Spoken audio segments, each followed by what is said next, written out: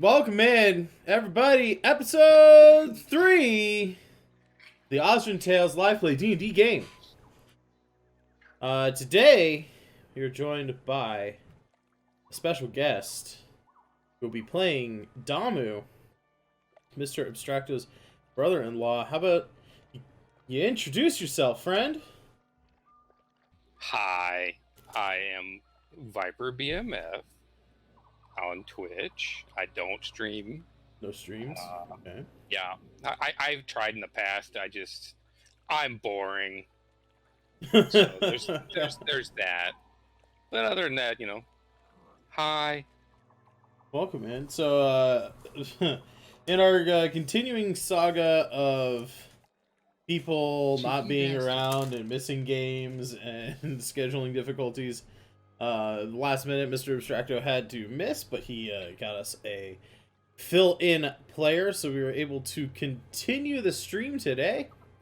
But yeah, other than that, some housekeeping things. Hopefully Rachel is going to be back next week. And the week after that, hopefully Tactical will be back. And then, fingers crossed, knock wood, all that.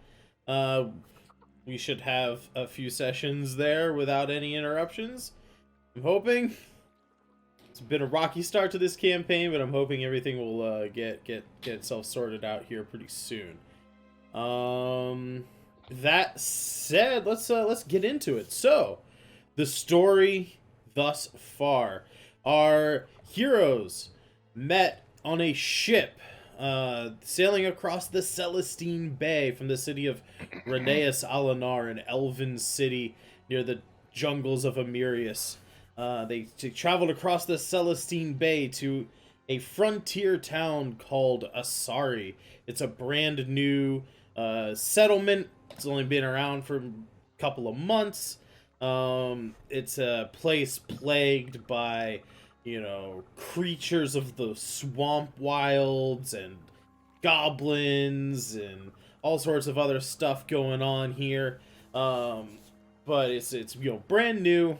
They don't even have like a town guard yet. They just have like a small militia. Any able-bodied adult person has like a sword in case things happen. So they were in desperate need of heroes. Enter our players. When they arrived in the city, they found out that there is, like I said, there's been issues with goblinoids in the area, and they were asked to go on a fact-finding mission to locate the camp where they're coming from, if possible, and to kind of get any information about them that they could, like what size of their force, what sort of weaponry are they using, like any information that the town can use to kind of bolster their defenses and eventually take out the goblinoid threat. On their journey, they ambushed a group of goblins in an old ruined keep. Only one goblin escaped, and then after their battle with the goblins who seemed to control some zombies and skeletons, they found amulets of Saz-Garoth, this world's version of the demon lord Orcus. They then set up camp for the night. And at the beginning of last week, we discussed how an eerie fog rolled in. Their campfire got snuffed out in the middle of the night. And when the fog cleared in the early morning light, they realized that Reshi, the dragonborn monk, and Layla, the Azamar warlock, had been kidnapped. So following the footsteps, they traveled about a day, following their trail through the swamp and all of that. They eventually had to make camp, or they would be risking exhaustion in the night. And during the night, they were attacked, this time in retaliation. Instead of just goblins and undead, they had a bugbear come with them for some added muscle. The three remaining heroes, the Warforged Artificer David, the Druid, the Dwarven Druid Brock, and the Tortle Cleric Damu, fought off very heroically these ambushers in the night. Again, goblins being goblins, some of them ran away, but not without some instruction from the bugbear telling them to head towards the ship, in quotes, and to basically he was giving them instructions, send the ship off as soon as possible, get the prisoners on board and all that, because he knew it was a losing battle against our heroes. From there, in the morning, after finishing their rest, they took their horses and have traveled now into the elbow of a small peninsula here. And I'll get this on screen.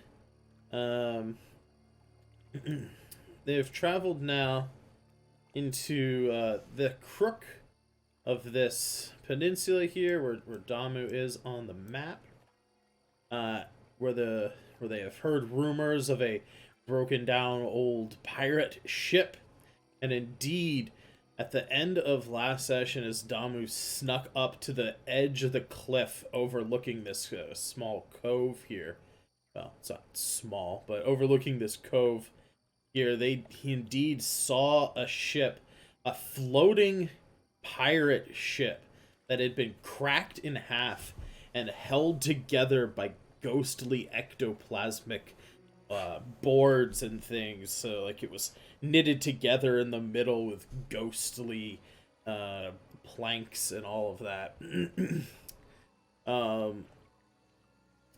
The ship was also just covered in goblinoids and undead.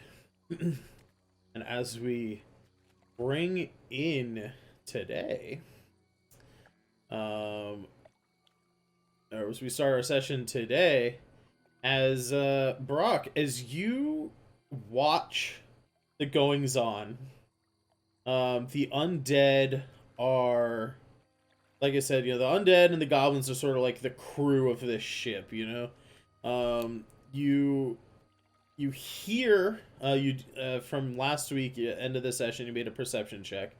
You heard your companions' voices, saying, let us go, you'll never get away with this, various things like that.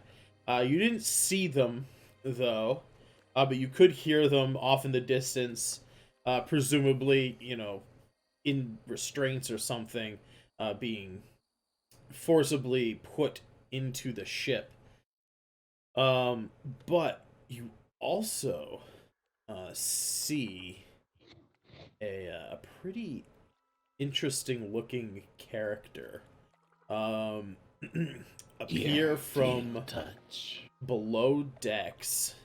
This guy looks very different than any of the other creatures here. He is taller than goblins, maybe even a little bit taller than a bugbear. I'm not exactly sure how tall a bugbear is per se, but this guy is maybe about 6'7" to 7 feet tall. He's as tall as David. Yeah, he's a big boy. He's red, bright cherry red skin, large ass bat wings, and a long tail that ends in a a spear point, kind of like a little, like a devil like tail, and he's got like big old horns coming out of his head. He seems to be giving orders around the ship. You can't quite make out anything that he's saying, but he definitely has the posture and, body language of someone in charge. He's, making hand gestures and stuff in various manners, and then you see creatures respond in kind. But let me pull over onto the map here, a picture of him. Get this blown up. You guys can see.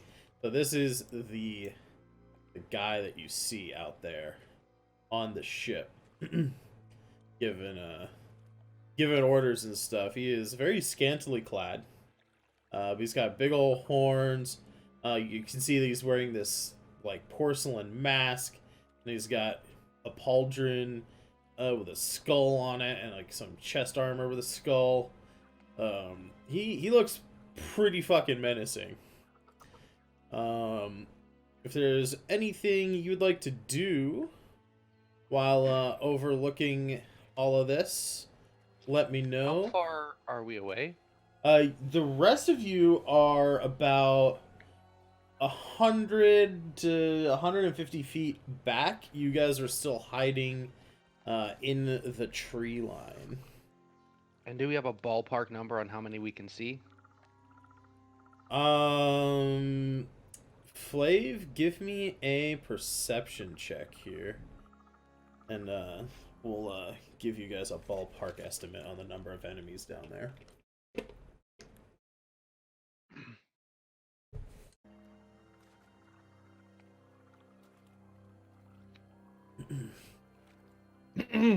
Hello?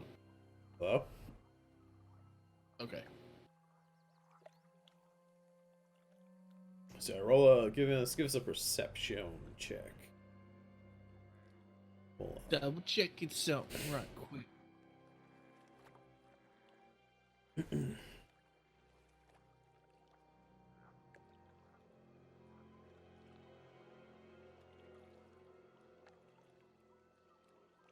So my question would be, would it be better, because I was in wolf form, Yeah.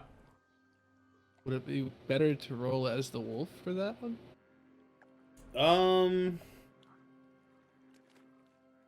I have 5 perception as a dwarf, and it's +3 perception, and then keen hearing and smell. Yeah. You might be able to smell the number and estimate. I stink. don't think. I'm doing it don't anyways. think We're doing it. We're doing it, Foulsham. Nope, we're doing it. That should count. I can smell all the feet. You okay? Roll your You can perception. get in the ballpark. Roll your perception, and I'll tell you what you smell. But I don't think you're gonna get you're not gonna get a specific number. what? Well, if you think about this, if it's a ship, we can't see most of them anyway. True. Oh man. With a critical on your keen hearing and smell check, you can hear and smell a lot of enemies.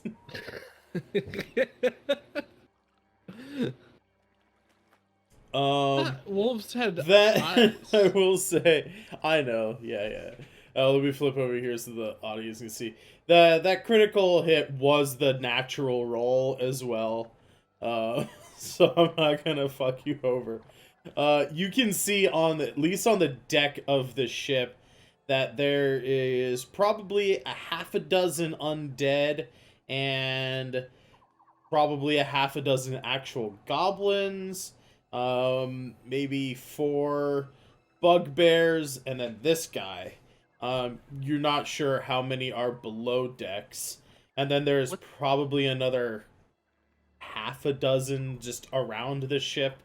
So to give you guys, I couldn't find a picture of it, and I'm sorry, I was super busy this weekend doing some comic book work for a friend. So I didn't get a chance to paint a picture of this either. But if you can imagine in your mind's eye, the kind of area that this is around, you can see that this, at this time of day, the tide is starting to rise. The waves are starting to splash around a little bit higher, a little more turbulently in this kind of U or V-shaped area of cliffs. So you're Flav, you're a good 200 feet up. You're looking down at this scene. Probably 50 feet up or so. There are a lot of wooden additions to some shelves that come out of the cliffside. You can see carved paths that dip in and out of the cliffside, like into caves and then back out. That kind of wind their way up towards the cliff top where you are. Actually, maybe about another 75 feet or so to the east of where you are. There's like a path that starts to like lead down and kind of snake back and forth down the side of the cliff. And there's a couple other, entries, like pathways down to this area. So all we really have to do is get a big boulder and throw it off the cliff onto the boat. You could try that. But yeah, so there's like some shelves, like some areas of the cliff down at the bottom that stick out from the wall a significant distance, probably like 25 to 30 feet out from the cliff, and then built onto those are like some docks and moorings and all that kind of stuff. The ship itself looks like it's currently floating about 10 feet above the water, but then, the ship is like, a good 40, 50 feet deep, so the docks and everything are just a little bit below the deck level, and you can see there's like some gangplanks and things like connecting the ship to the docks, and people are like loading crates and stuff. I say people, but goblins and undead are doing like a lot of the heavy lifting, so to speak, moving stuff onto the ship. Looks like they're getting ready to set sail, take flight. You're not exactly sure what's gonna happen here. I don't think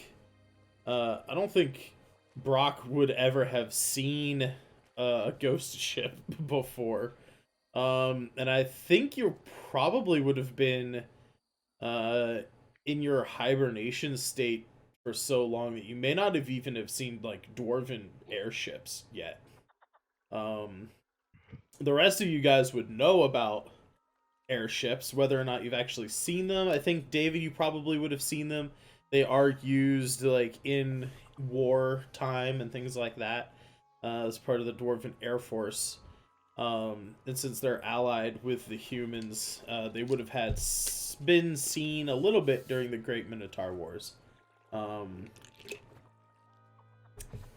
Damu, you probably would have heard about them, being from the Dragon Spine Islands, which are kind of near the equator and not up near the northern mountains of this continent. I don't think you would have seen any dwarven airships, but you would have heard rumors that they have flying ships. But regardless of seeing or knowing about airships, this definitely looks like they are maybe a dozen, 2 dozen crates left on land, so to speak, that they're loading onto the ship. So you don't have long. You may have 20-30 minutes to come up with a plan and try and do something if you're going to try and save your companions. I have an idea. Can we just leave them? You that could. is not It'd be easier. acceptable. We I don't will- need them. We got the horses. We'll take them back. I will not accept that path. If you choose to go that way, I will go in solo. All right. Can we don't have enough time to go back to town to get a big ass bowl. No. Well, no. Or will we start No. hurling trees? Town? Town is probably a good 2 days ride from where you are. Yeah, Alright. it's probably a What- good two what's and a our- half days ride from where you are. What's our environment still? So than it big-ass is less swampy here than where it was south. Like when you traveled. Oh, let me go back to the map here for the audience. So when you left Asari and you were traveling towards this town or this map marker here, where you thought the goblins would be encamped at, this is all lowlands. Like this is just coast, like right up against the ocean, and this area here is very swamp-like. This part of the coast is a cliff, like cliff sides and things like that. So it is less swampy. I mean, it's still like marshy and stuff, but there's a lot more solid ground along this coastline. More forest, more tree cover and things like that.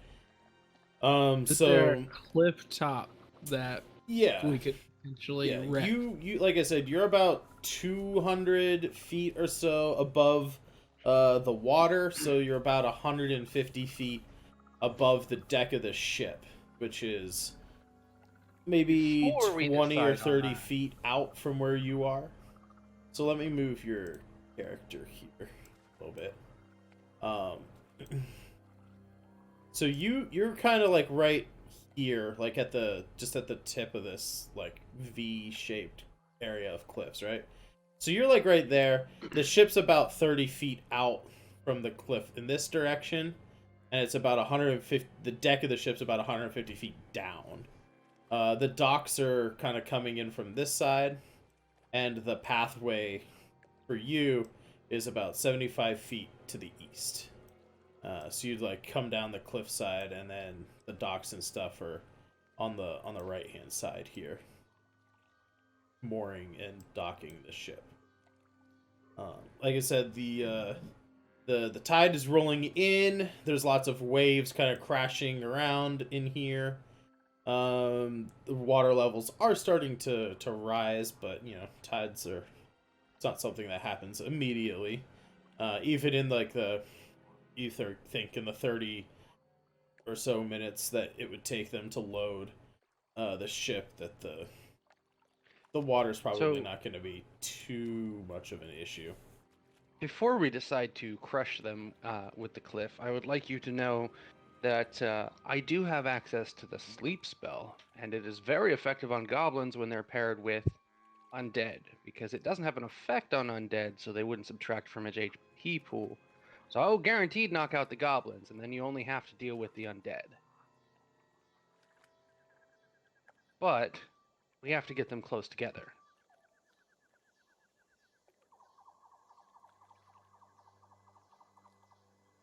Sleep is a 15-foot cone, I believe. 20-foot spear. Really? Yes. Interesting. Creatures within a 20 feet Well- point of the spell you choose. See? Not bad. And what's the casting distance for that? 90 feet. I would have to get closer, but I'm not worried about that part. All right, transition us to the map. I'm not saying we should get into combat. I'm just saying that we have options. But we can't determine our options without seeing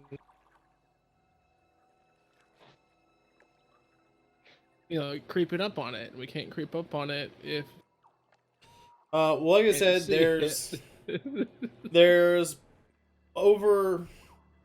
overall, there's about, from what you can see, there's about 20 to 24, like 20 to 24 enemies total. There's about half a dozen of those are undead. Half a dozen are actual. About a dozen of those are undead. Half a dozen are skeletons. Half a dozen are zombies. There's about half a dozen or so goblins, 4 or 5 bugbears, and then Drazan. And then you don't know how many are below decks or anything like that. All right, let's do a wolf howl in one direction to see if we. I mean, you could do that. Before he does a wolf howl, I would like to take what is the stink rock and change it from a scent to a short message or noise. Okay. So it's a non-verbal sound. Yeah, it's an odor or non-verbal sound. And the non-verbal sound I want to be like extreme rustling, gonna jump out of a bush kind of noise. Okay. I will say there's not much plant cover down by the ship. It's mostly rocky terrain and then the wooden decks of probably the wouldn't docks. be any wolves down there either. Probably not. Yeah. But then I would change it I to could still flat hear. rocks. Okay. Okay. And then I'm gonna go from this peak over here. So you want to move around to a different point on the cliffside to do your wolf howl? Yeah, then where we would be going in from. So their attention's drawn. Okay, elsewhere. so again, I don't have a map or a scene for this. So this is all kind of theater of the mind. Gonna kind of imagine it. So what I'm hearing, I just want to be clear, is you're gonna move kind of around to the east along the cliff, past the kind of path that I described leading down. You're gonna do a wolf howl so that Sand can get closer to throw his rock and do his spell. Is that what I'm hearing? I was thinking maybe Sand could throw the rock and make it sound like down a path. I'm sorry, Discord cut out there. I didn't catch what you were trying to say. Sound like what? Okay. I was thinking Sand could throw his little thing and make it sound like wolves were coming down the path to chew on some goblins. Oh yeah, I could totally do that. Yeah. Okay. If that wants to be the plan, then I would change the sound to that because it's not a verbal sound. Okay. But there would still be kind of like rocks shuffling in it, kind of it's coming down at us noise. It's best I can get.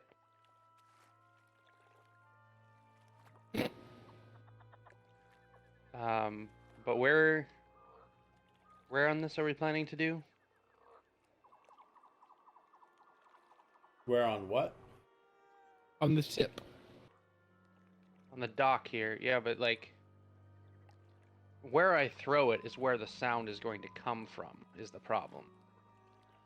So if I put it on the ship, then it just sounds like rocks and wolves on a ship already, which doesn't make sense. No, on the tip of the peninsula right here.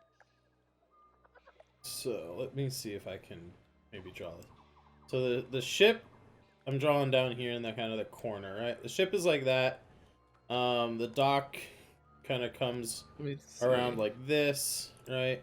And there's like some various gangplanks like leading up to the ship. And then Right there there. is like a switchback path that kind of leads in to the dock here, and then there's like another one that leads up the cliffs over there, and then one that kind of leads up the cliffside out there. I drew. Right. I think you can see my stuff, right? And then you have like the cliffside up here. Right now, Clave was sitting at the X.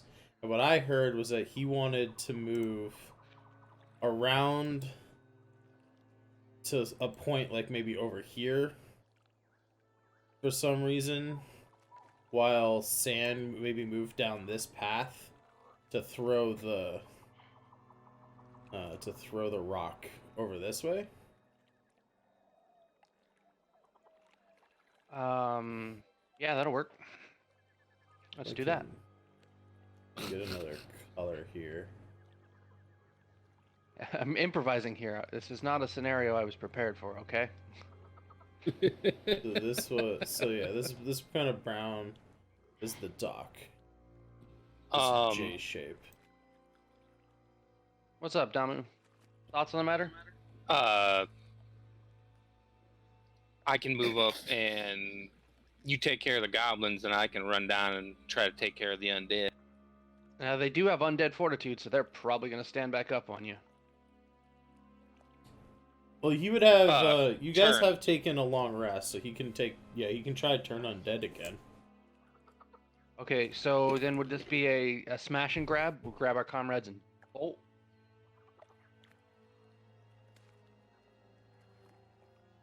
Because that's where I'm looking at. Like, I don't think we have the resources, just the three of us, to take this whole crew. I'm not even that worried about the small guys. It's the bigger guys I'm kind of scared of. Yeah, like I said, there's like 4 or 5 bugbears, and one bugbear hits pretty dang hard if you remember from last session. Let alone But let alone here's Mr. Devil Pants over here. how many of them are we gonna get to go over to the wolf house? Because maybe we can take them out one at a time.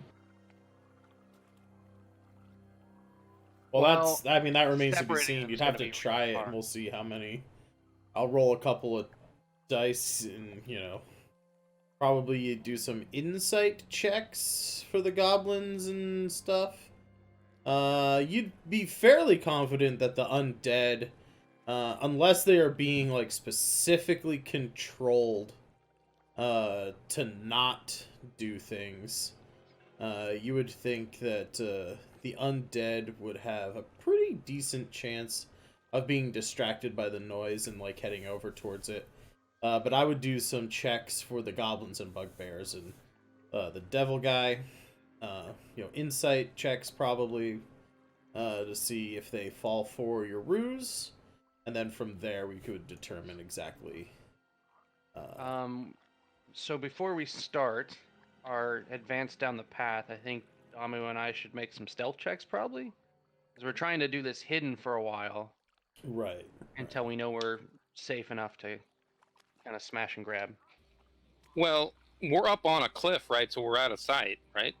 We are at the moment. But Yeah, as soon you as we hit are. that path, we could be probably seen. Yeah, for now, when you're on the rim of the cliff, you're probably pretty well hidden. Once you start heading down the path, you're still, gonna be a good distance up above. Like right now, like I said, you're about 150 feet above the ship from the cliff top. So even going down the path, if you get within 90 feet of here, you're still going to also be 90 feet-ish above them. Yeah. Given your... given your advantageous vantage point, I will give you guys advantage on a stealth roll to get close. Okay. How do you do advantage? You roll twice and take the better number. I got a natural 20, boss. Plus 2. Nice.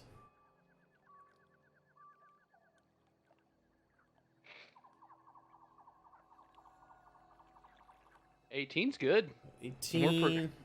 And the I feel dire that wolf would got a 15. Alrighty. Let me grab do some behind the scenes dice rolls here. Okay.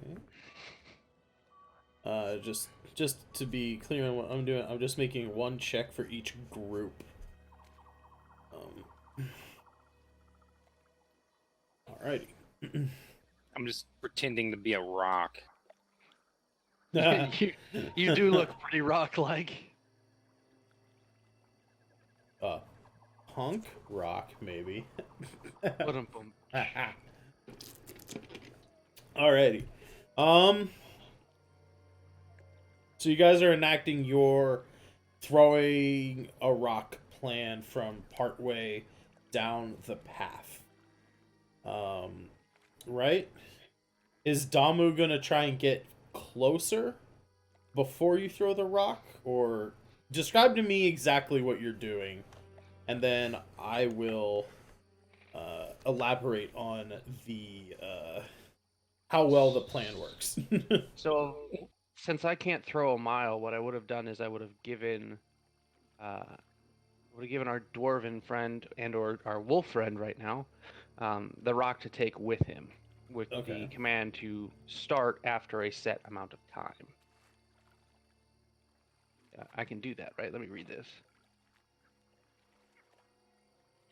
Chosen property lasts indefinitely. As an action, you can touch the object. Yeah. So, he can activate it. So I would have given it to him to carry over there. So it sounds like there's more of him, basically. Okay. And I got crap rolls. That's fine. We knew you weren't going to be too stealthy, but I'm pretty sure you're stealthier than the rock is. Right. Have you seen his brows? That's fair. Yeah. I only need to get within 90 feet of the dock. The spot that I would actually like to concentrate on to try and get this sleep spell when I saw enough of them going is right over here where the path tilts. Okay. So yeah, you guys would likely be... This is the closest path. So Damu would likely be coming down here and then throwing the rock this way. Trying to get them to group up at the front of the dock so that you can cast your spell over here. Alright. Any last minute things before we discuss what happens? I would throw crap from here and Hal from here and make them think that they're coming down this path. Alrighty. So I only made one good roll. with Flav being up here and getting the lowest stealth roll, I will say that the big old red guy with the horns and the bat wings, he looks up in your direction as you howl. You're also not trying to be too stealthy as you're making noise to kind of give yourself away and draw attention away from where Damu's actually entering in. You see some goblins and bugbears also kind of like look up in your direction, but they just see a giant wolf, right? So they're not really like, not exactly knowing what's going on quite yet. The 18 stealth and my really shitty rolls here, along with the distraction of the wolf. Yeah, you may not be a monk class, but for right now, you are very much a ninja turtle, and you make it down the path, the sidewinding path of the cliff. Duck in and out of some cave. Go into the cliff wall, out. Back in and all that kind of stuff. You make it down to the dock, and you hurl the rock to the end of the dock, while everyone's looking up here at the wolf, so they don't even see the rock get thrown down the docks. And very much, like I said, they probably would, especially since their masters are being distracted by this wolf.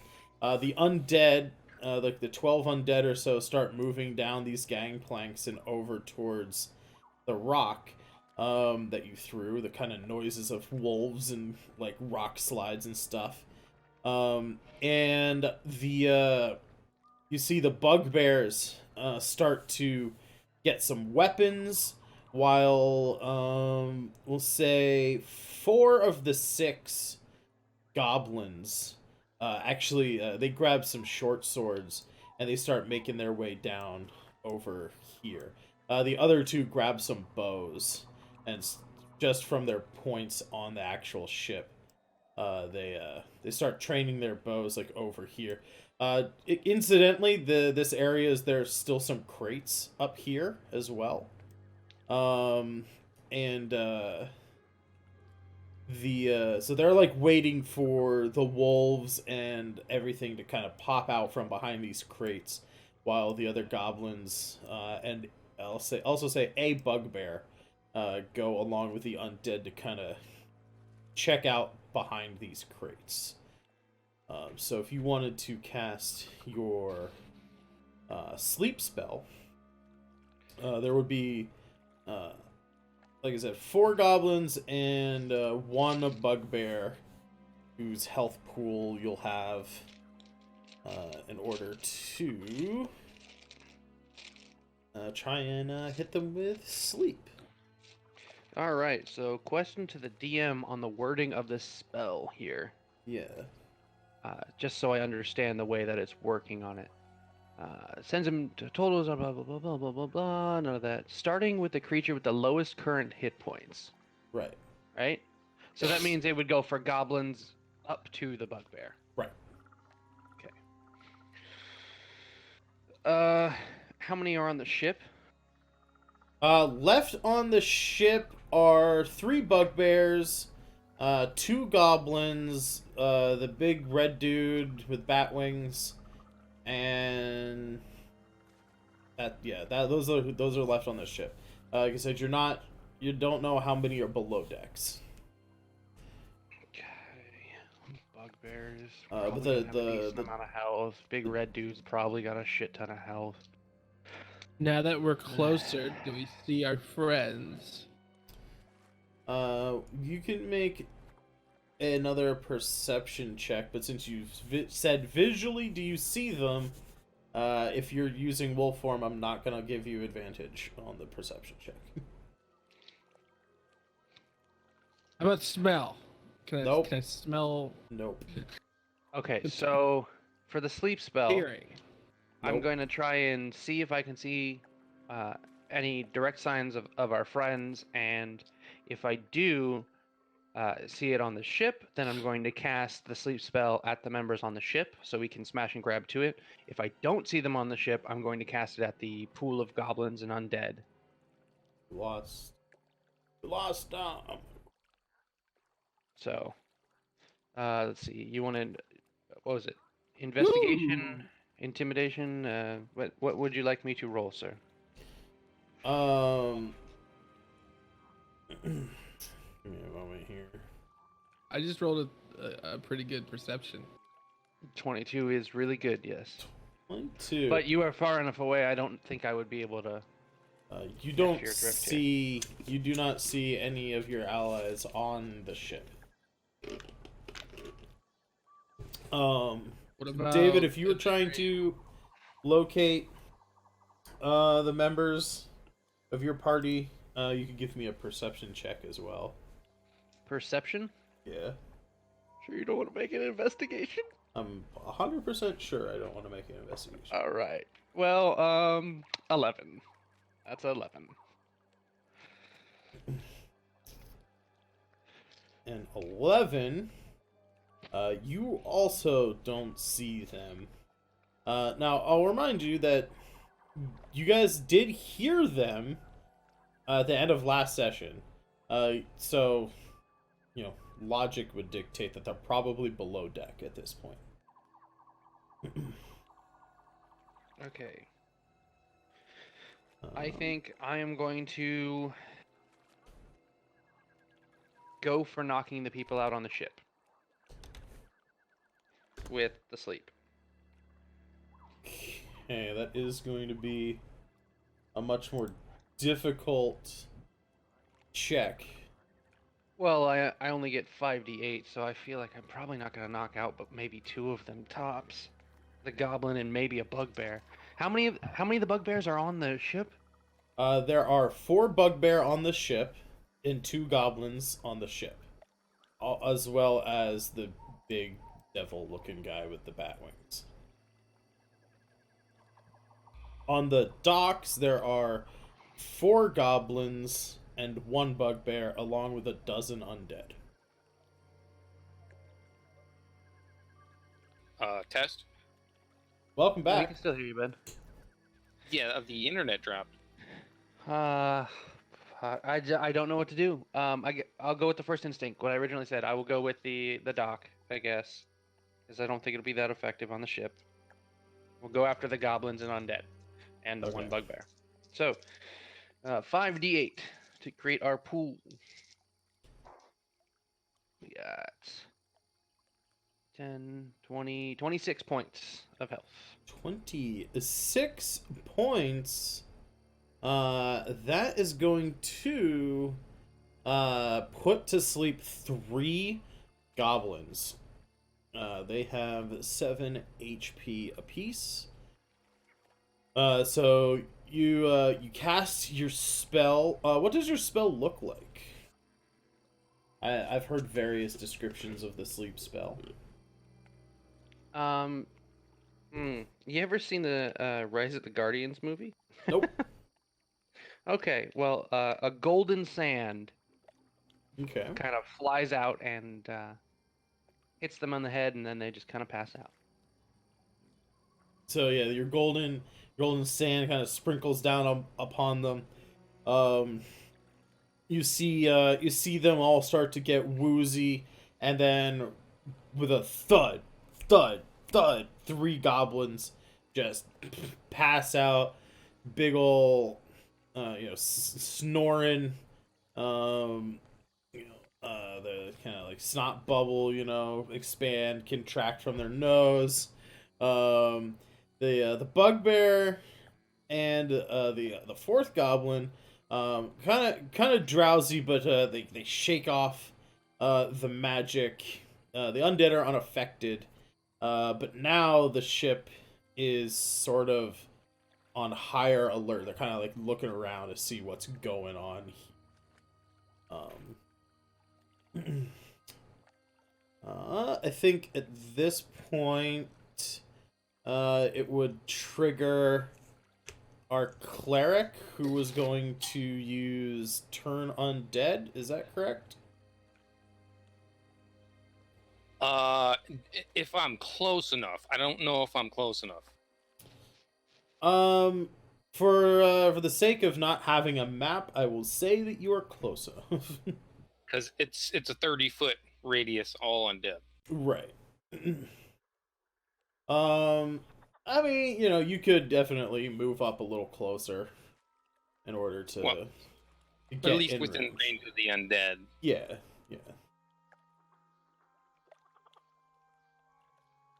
I feel like that could have, at best, knocked out a bugbear on deck, so that had to have been a better choice. What was 26 points? Yeah. That would not have knocked out a single bugbear. They have 27 HP. Yeah, like I said, it would at best have knocked out 1 if I was lucky, so. Yeah.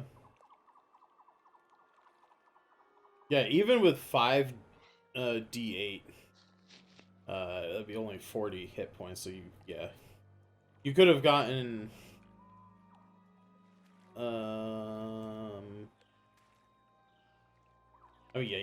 at best you would have gotten 2 goblins. Because there were still 2 goblins up there. He wouldn't have even hit a bugbear on the ship.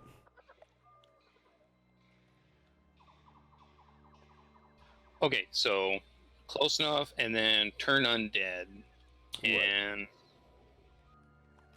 do I just click on the spell, or Yeah. I think that's all you would need to do.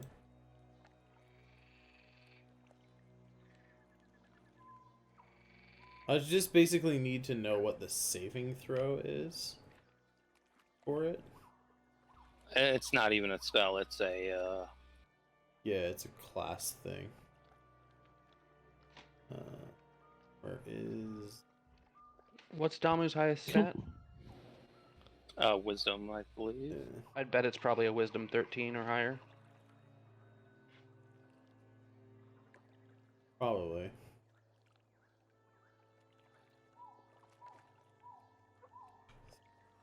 I mean, wisdom. What is the spell? Hold on. Yeah, DC 13. I think is what we're going with here. Alright.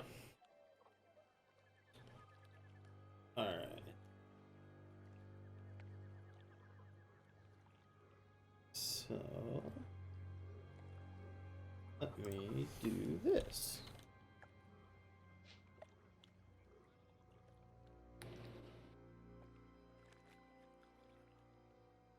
Great. What's this?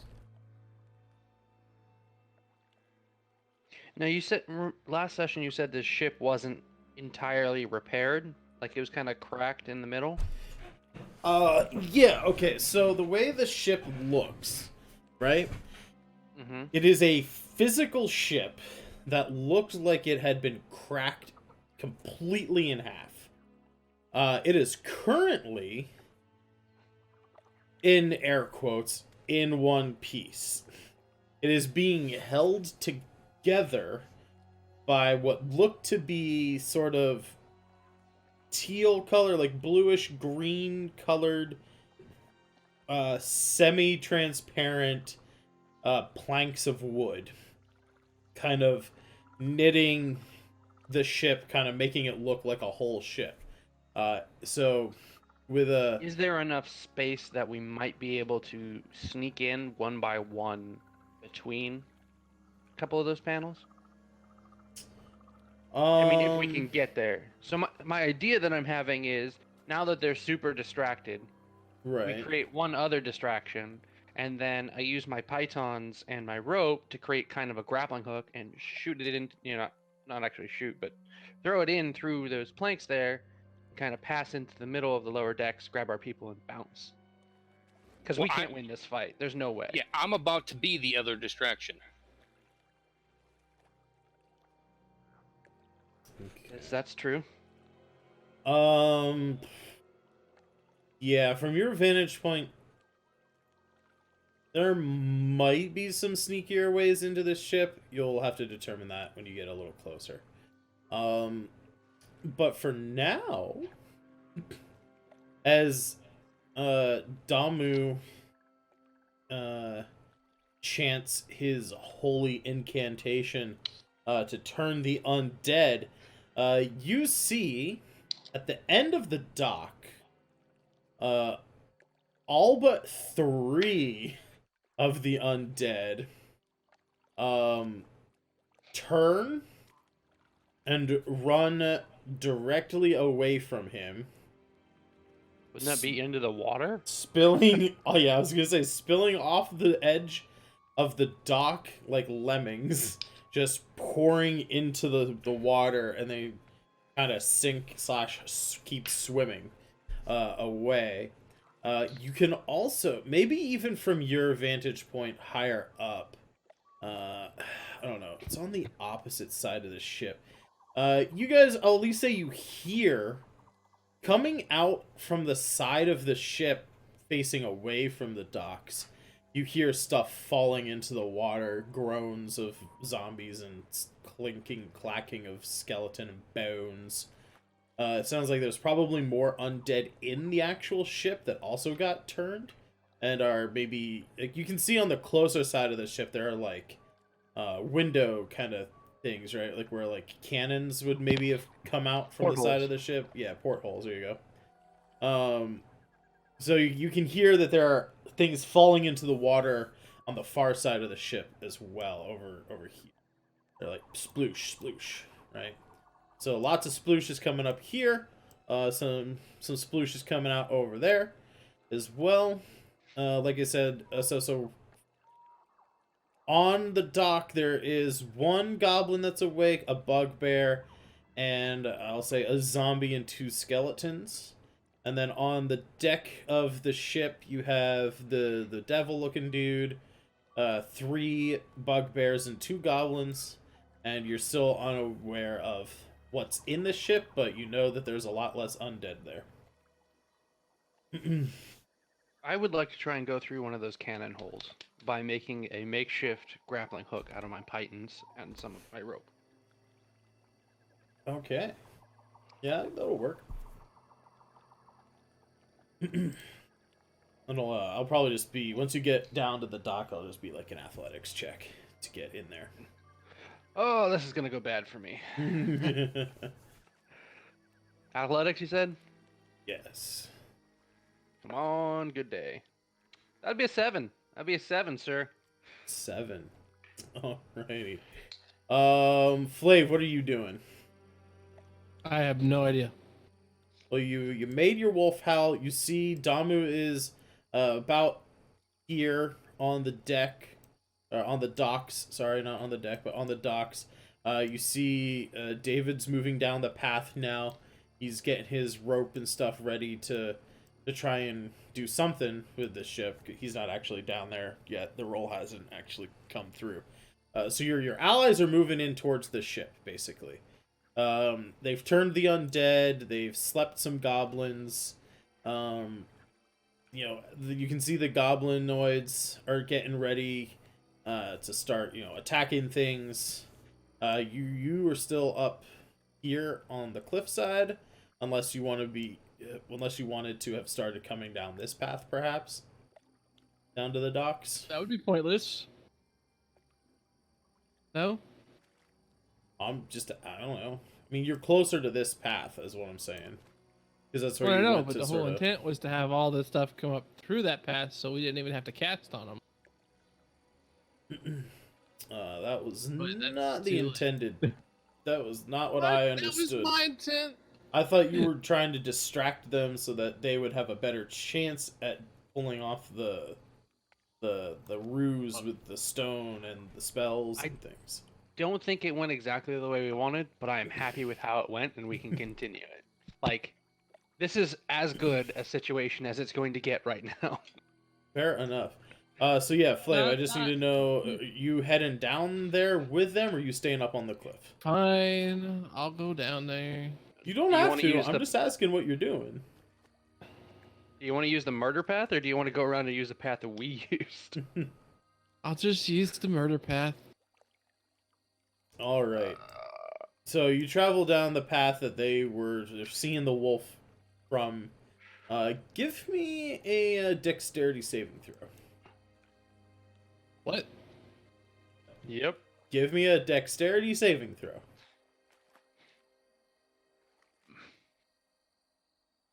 Oh. Not your day, buddy. I don't think that was a... No, it's not. Is that a save? That's an 8 total. Doesn't look like... Yeah, it doesn't look like... Wait, I'm looking at the wrong sheet. But I also have this. And a passive perception of 13, so... Yeah, but That doesn't maybe matter. maybe you're tripping down the rocks. Maybe it's Doesn't oiled. I don't know.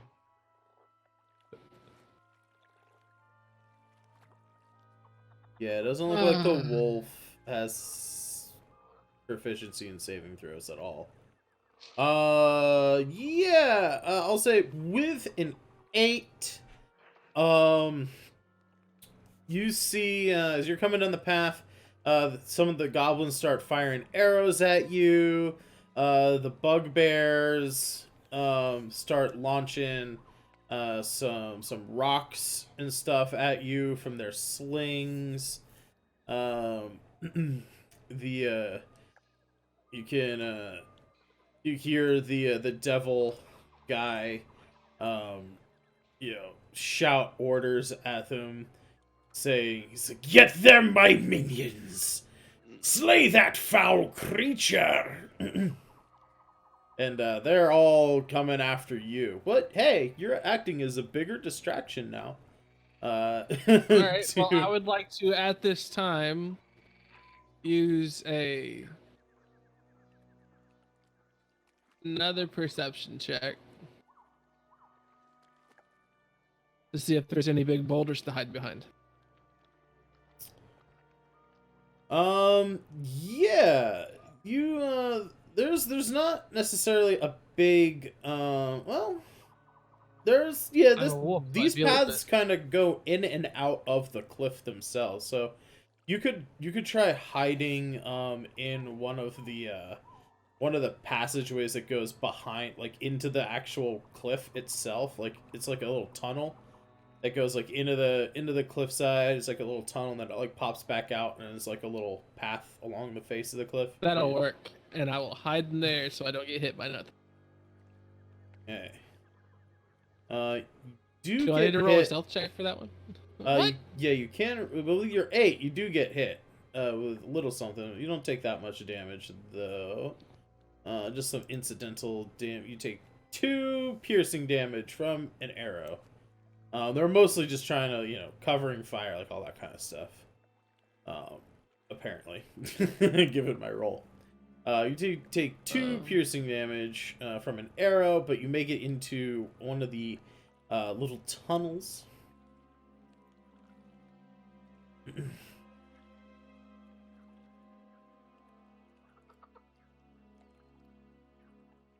You can roll a stealth check to see how good you hide.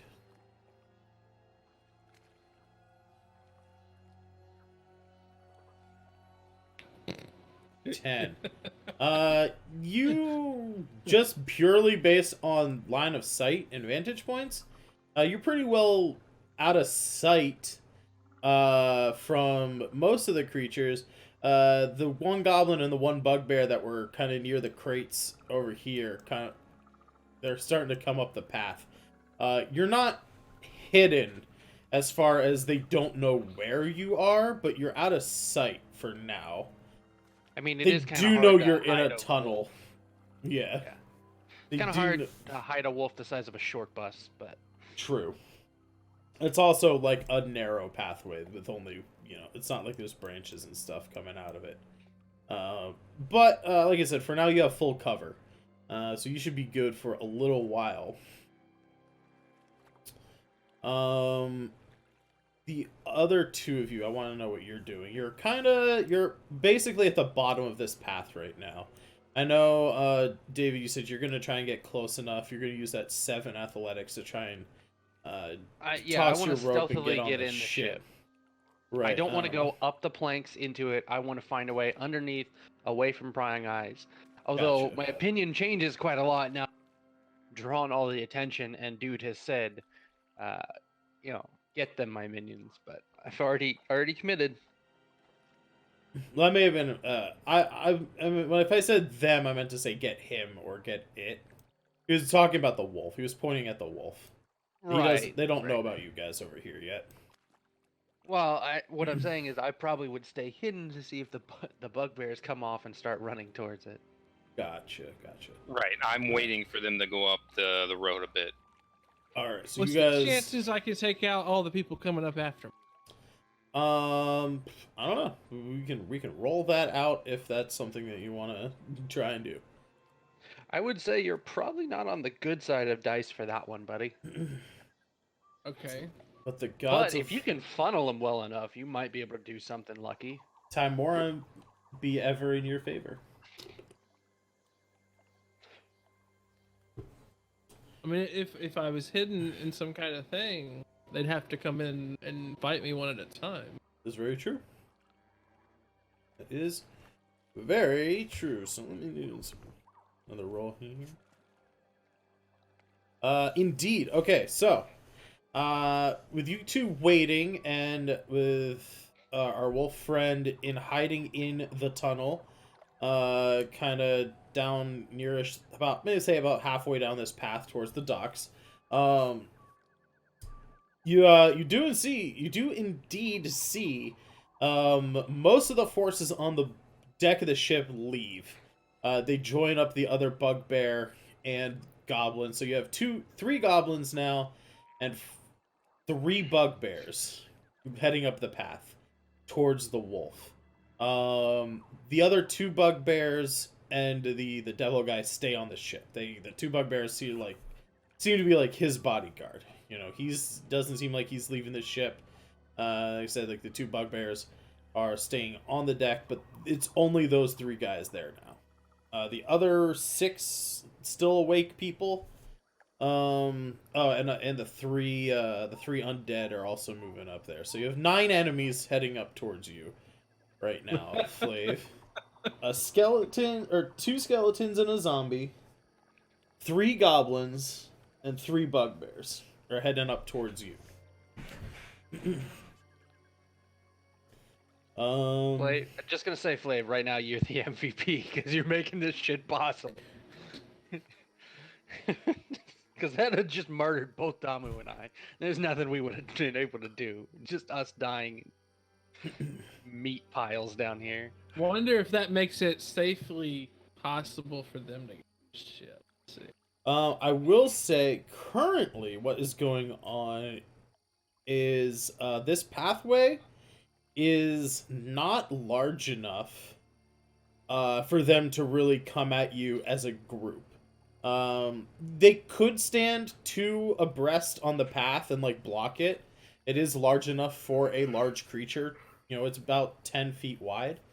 But you know, that doesn't give them much maneuvering space. So they are coming at you single file. He didn't happen to finish his giant spider token, did he? He has not. He has all the materials to make it. That. He has not told me that he has actually like sat down to enchant anything yet. Oh man, that web would be so clutch right now. Well, what do you think I've been doing this entire time while on watch? Keeping a lookout for threats. Yeah, it's okay. It's okay. Damn. Well, now seeing what I would see, I would still try to go through one of the cannonades. Well, here's the question: Caves have spiders, so don't I? Or haven't I ever seen a smaller spider that I could use to like also be a little bit more stealthy about it? Have seen a wolf spider, but I don't. A giant wolf spider, but I don't think you. They don't have the web ability or health. It wouldn't be a great change for you. I would probably stay wolf just for the extra health right now, and then wild shape into whatever else if you need to escape. And I can still sprint. Yeah. Yeah, so I guess athletics check again?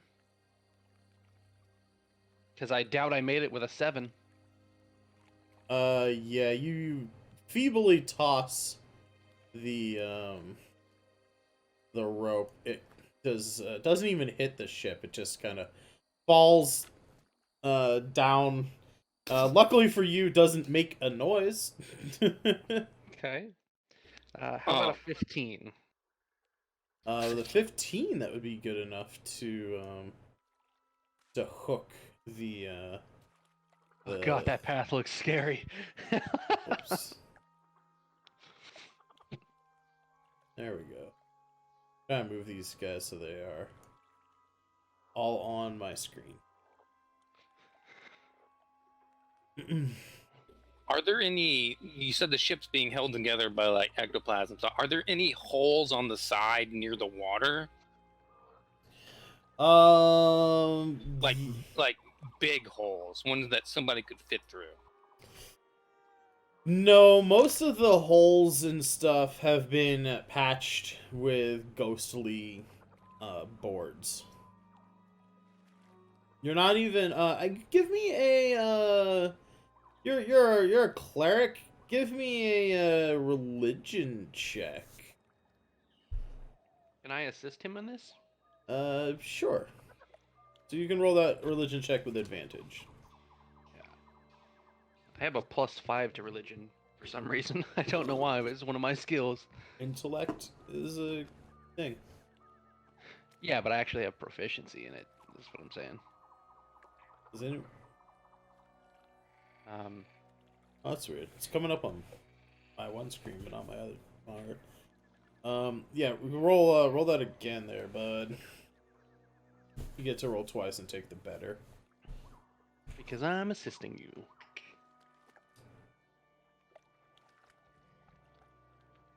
A 19 is a lot better than a 5. Show that to the audience. A 19 is much better than a 5. You would know that this kind of ectoplasm, this very visible, like it's still daytime, and you can see this sort of faintly glowing greenish blue material.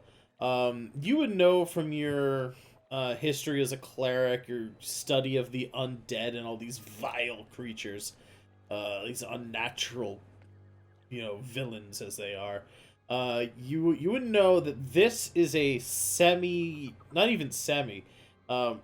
It is a solid, ghostly kind of material.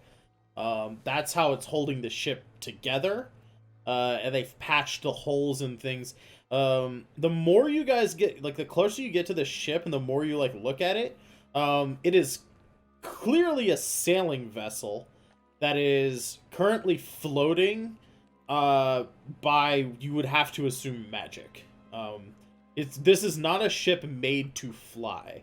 From what you guys would know of, like, dwarven airships and things like that, those things have, like, either really big fans and propellers, sort of like helicopters that keep them afloat. They'll have, like, arcanite engines, magic engines, with, like, bubbles around them that kind of help them float or something along those lines. Very mechanical, very physical means of flying.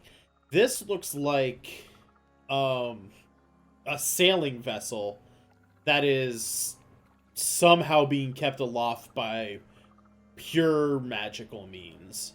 But like I said, you can also tell it is being held together by this physical material. And you would think that they probably patched the holes in the hull of the ship just in case they wanted to land on the water.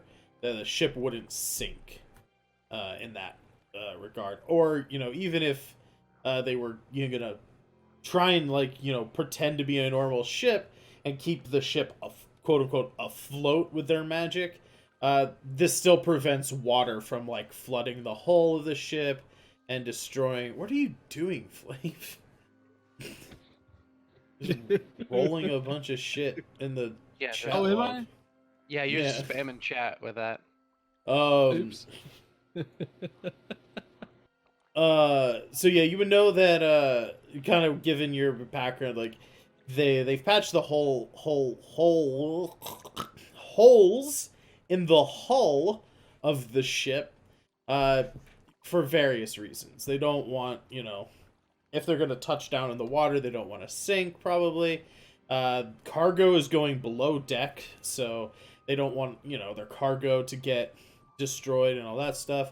They clearly have at least 2 prisoners that they're planning to do something with, so again, there are various reasons they don't want to take on water, so you could try and get through the portholes, though, where it looks like cannons used to be. From your position on the deck looking into those windows, you actually, the 2 of you can give me perception checks as well, Damu and David. Now that you're on the docks and you can kind of see into the portholes, you can clearly see that there are no cannons, at least close enough to the portholes themselves to be seen, but you can actually see sort of into the ship a little bit. If you give me perception checks. 17 for me, boss. 17. It will let you see what might be inside of the ship. A 17 and a 19. All right. Yeah, Damu and I are the squad. Just saying. There we go. So yeah, you guys would see then. Oops. I had to refresh my other screen. All right. So yeah, looking in to the ship with those rolls, you catch a glimpse of a struggling Reshi. She looks to be bound and being drugged by a couple of bugbears, but she's like, kicking her feet and trying to, escape. But they're actually, you can see them. You just catch her being moving down further into the belly of the ship. You do not see Layla. But you just catch the briefest of glimpses of Reshi being so there's at least 3 parts of the ship, right? There's the upper deck where the bugbear and the devil guy are. There's the first layer below deck where like the portholes are. You can see some more goblins in there. You see 1 or 2 undead roaming around, but most of them looks like they've jumped out the other side of the ship due to the holy magic. And then you would know there's at least 1 more layer beneath that where they're taking Reshi and Layla. Okay. But I think you said with your athletics it was over 15, so you have your you hooked yourself to the ship. You could try and climb across that rope. Damu, what are you doing right now? You can see this. I'm debating on whether I can fit through the porthole or not. For purposes of this, I'll say you'll have to squeeze. But you'll be able to do it. It basically will be difficult terrain, as it were. So it'll take extra movement. So climbing also takes extra movement. So moving across the rope will take twice your movement, and then getting through the porthole will also take twice your movement. So you would probably have to spend your entire turn climbing to get into the ship, and then once you're in there, you would not be able to like take actions. You would be able to use like a bonus action to like maybe cast Healing Word or something if there's someone who needs to be healed, but you wouldn't be able to like attack or anything like that in order to get on the ship. Okay, so I'm following. You're gonna follow David. All right. In that case, let's quickly flash over to our wolf companion. Starting at the bottom of this list, this is the first guy coming up the thing. You have a zombie coming up the pathway here. You have at least 1 round to prepare anything that you need to prepare. Whether or not to prepare a list of spells I could use to get the hell out of here. Also, don't forget that while you're in your wild shape form, you can choose to expend your spells to heal. exactly. Forgot that last time. Yeah. So Oh yeah, that's right. All right, I'm moving out. I'm gonna run away. you're gonna run back up towards the top of the cliff. Yes. Okay. So you And I'm going to use sprint or whatever it is. gotcha. So you'll use your Yeah, whole check. turn here to move. You get back to the top of the cliff with 100 feet of movement. You get back just to the top of the cliff, so you're still like at the top of the pathway, at the edge of the cliffside there. Now, what if I wanted to do that stealthily so they don't know that I'm going back up there, and they're still trying to come get me? To move stealthily, you cannot dash. You have to. Well, I mean, technically you could. there are certain creatures, there are certain functions in the game, like rogues get a special thing where they can move at their full speed while being stealthed. Most things, including a wolf, have to move at half speed while being sneaky. So you could make a stealth roll, but you would only be able to move. You would only move 50 feet if you took the extra dash action. Like, I'll let you do your stealth check, but you'd only get halfway back up the cliffside. So you can either move halfway up stealthily or move the full way up, not stealthily. Let's just.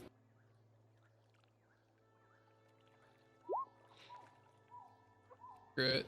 Hey, you like a shadow in the night. You duck out from you quickly hop out from the little tunnel. You quickly climb back up the hillside here. You're probably about this bend now. And you duck behind a larger rock. You're not sure if you have. You're not sure if you have full cover behind this rock. Like, it's a sizable rock, but you're a sizable wolf. But yeah, you kind of duck behind the rock with your stealth there, and you can hear below you. You can't really see from your vantage point. You can hear from below though that these enemies are still tracking you up this pathway.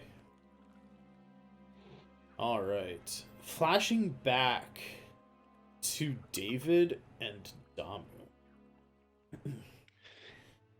As you approach the ship, I heard an Is there anything you're doing before you approach the ship and throw your Nope. rope? Nope. You're on track. Okay. As you approach the ship, when you get within 20 feet of the actual boat itself, your minds begin to fog. The world around you gets bleary and kind of like, I would say, like, it gets bleary, foggy, the world dims around you, sort of like tunnel vision. And as this foggy bleariness takes a hold of you, you start to feel a sense of dread grow inside you. Like a primordial fear. And as your vision starts to clear, the world around you morphs and changes. You are taken back to a time in your individual lives. Like, you look around, and as the world changes, your ally disappears from view. The whole setting changes. You're now alone in each of these scenarios. So we're going to be doing two different little stories here.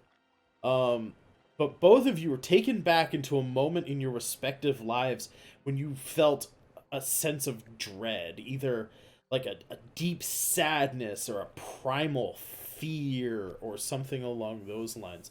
It could be described as one of, if not the worst moments of your lives. Guys, roll just a straight up D20. I want to just see who we go to first here. That's gonna be a good old 3, buddy. A 3. Do I just put D20 in the chat or what? Slash on roll. there's a little left-hand menu, kind of just over the map. Second up from the bottom looks like a little D20. You can just hit that and hopefully roll. An 18. All right. Flav, you got a 16. That's not bad. You're not seeing this stuff. You ran away. You're pulling these monsters away from your friends. Your friends are having a psychedelic trip.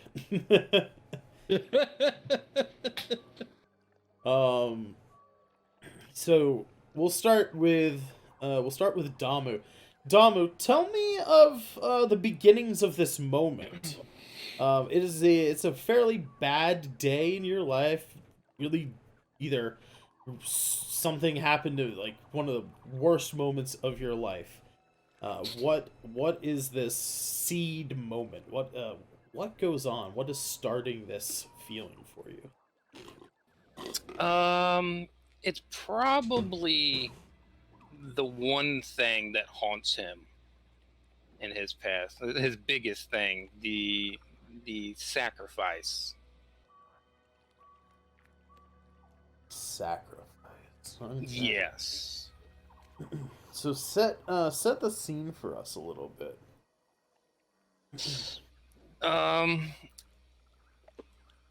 So he did some horrible things in his past, and he sacrificed some children, and he regrets it.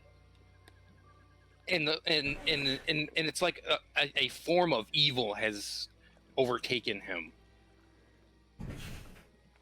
It is a like a physical manifestation in himself that he has to fight with himself every day. Hell yeah. So you start out, you're flashed back to this ritual. You've got the ceremonial dagger, jewel encrusted. I always think of ceremonial daggers as being like a kris, one of those like squiggly blade daggers. Yeah. Like you got the kris in your hand, like gem encrusted hilt, like it may be a darkly enchanted blade of some variety. And you have a couple of kids up on an altar somewhere, maybe in the Dragonspine Islands, open to the sky, perhaps in some wooded grove. You in this moment, you look down, you see the dagger, you look up, you see the scared faces of the children. Like, go ahead and make a wisdom saving throw for me. Oh god, this is gonna be rough for me when it gets to me. A 21. Cool. That is a success.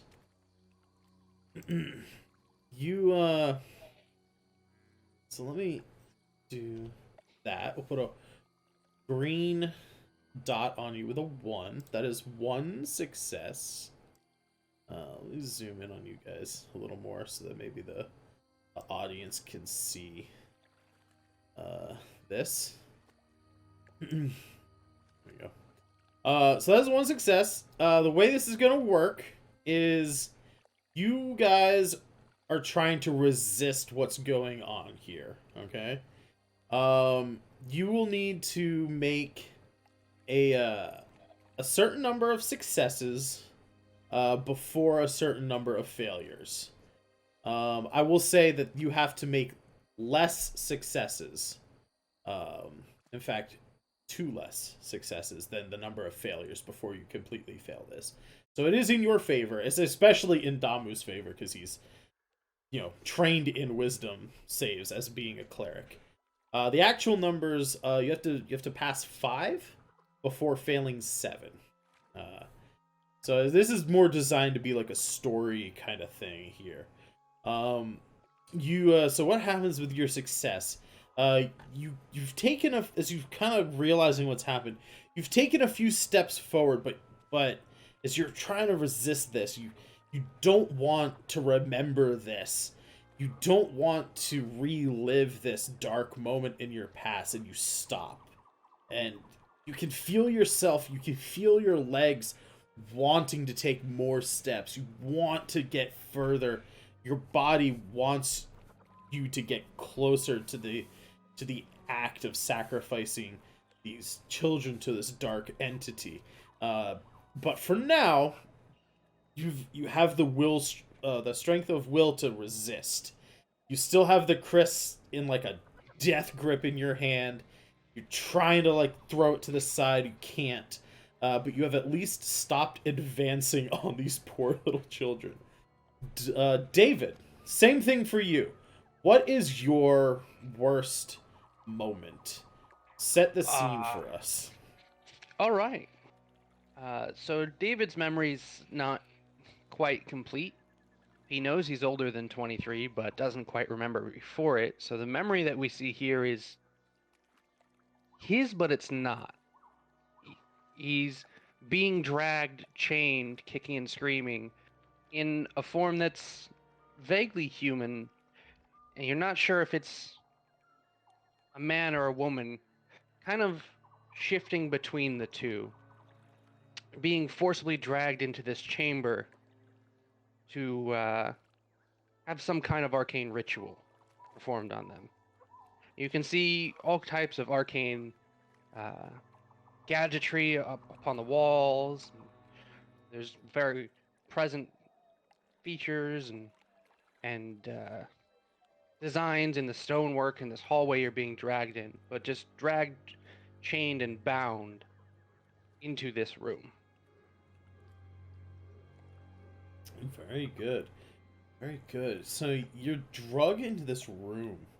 As you cross the threshold and you see, the various arcane symbols and it's probably some machinery and like weird like arcanotech and stuff. You see across the room from you a looming figure. They haven't turned around yet, but they have. You can see some sort of like strange shoulder, what are these, pauldrons, I believe, that go on your shoulders. They look like they have like mini Tesla like two little Tesla coils on either one with like some electricity sparking between them. You can see that they're perhaps finishing some preparations on a central piece of machinery in this room. As they turn around, you see this dwarf with just the crooked teeth just pointing in every direction as he smiles through a beard that looks like it's like falling out in places, like it's real patchy. This dude does not look like he's in the best of health. He looks like he probably doesn't eat well, and even though the dwarves live underground, they still need sunlight here and there. Like, this guy is in, there's something wrong with this guy, right? He Pretty cackles, yeah, he cackles with a mad laughter, and he says, our next guest is here! Make a wisdom saving throw for me. Good old 12. Oh, wait, wisdom? Yeah, wisdom. 12. Good old 12. That is not quite a success. Let's put a red dot on you with a 1. 1 fail on your way.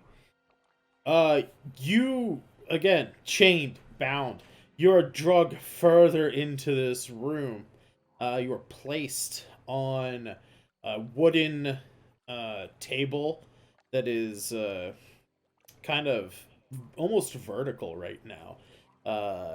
Very like Frankenstein's monster, right?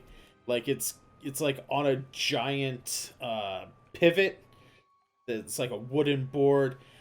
Your human feature, your feet clasped and clamped into manacles at the bottom of this thing.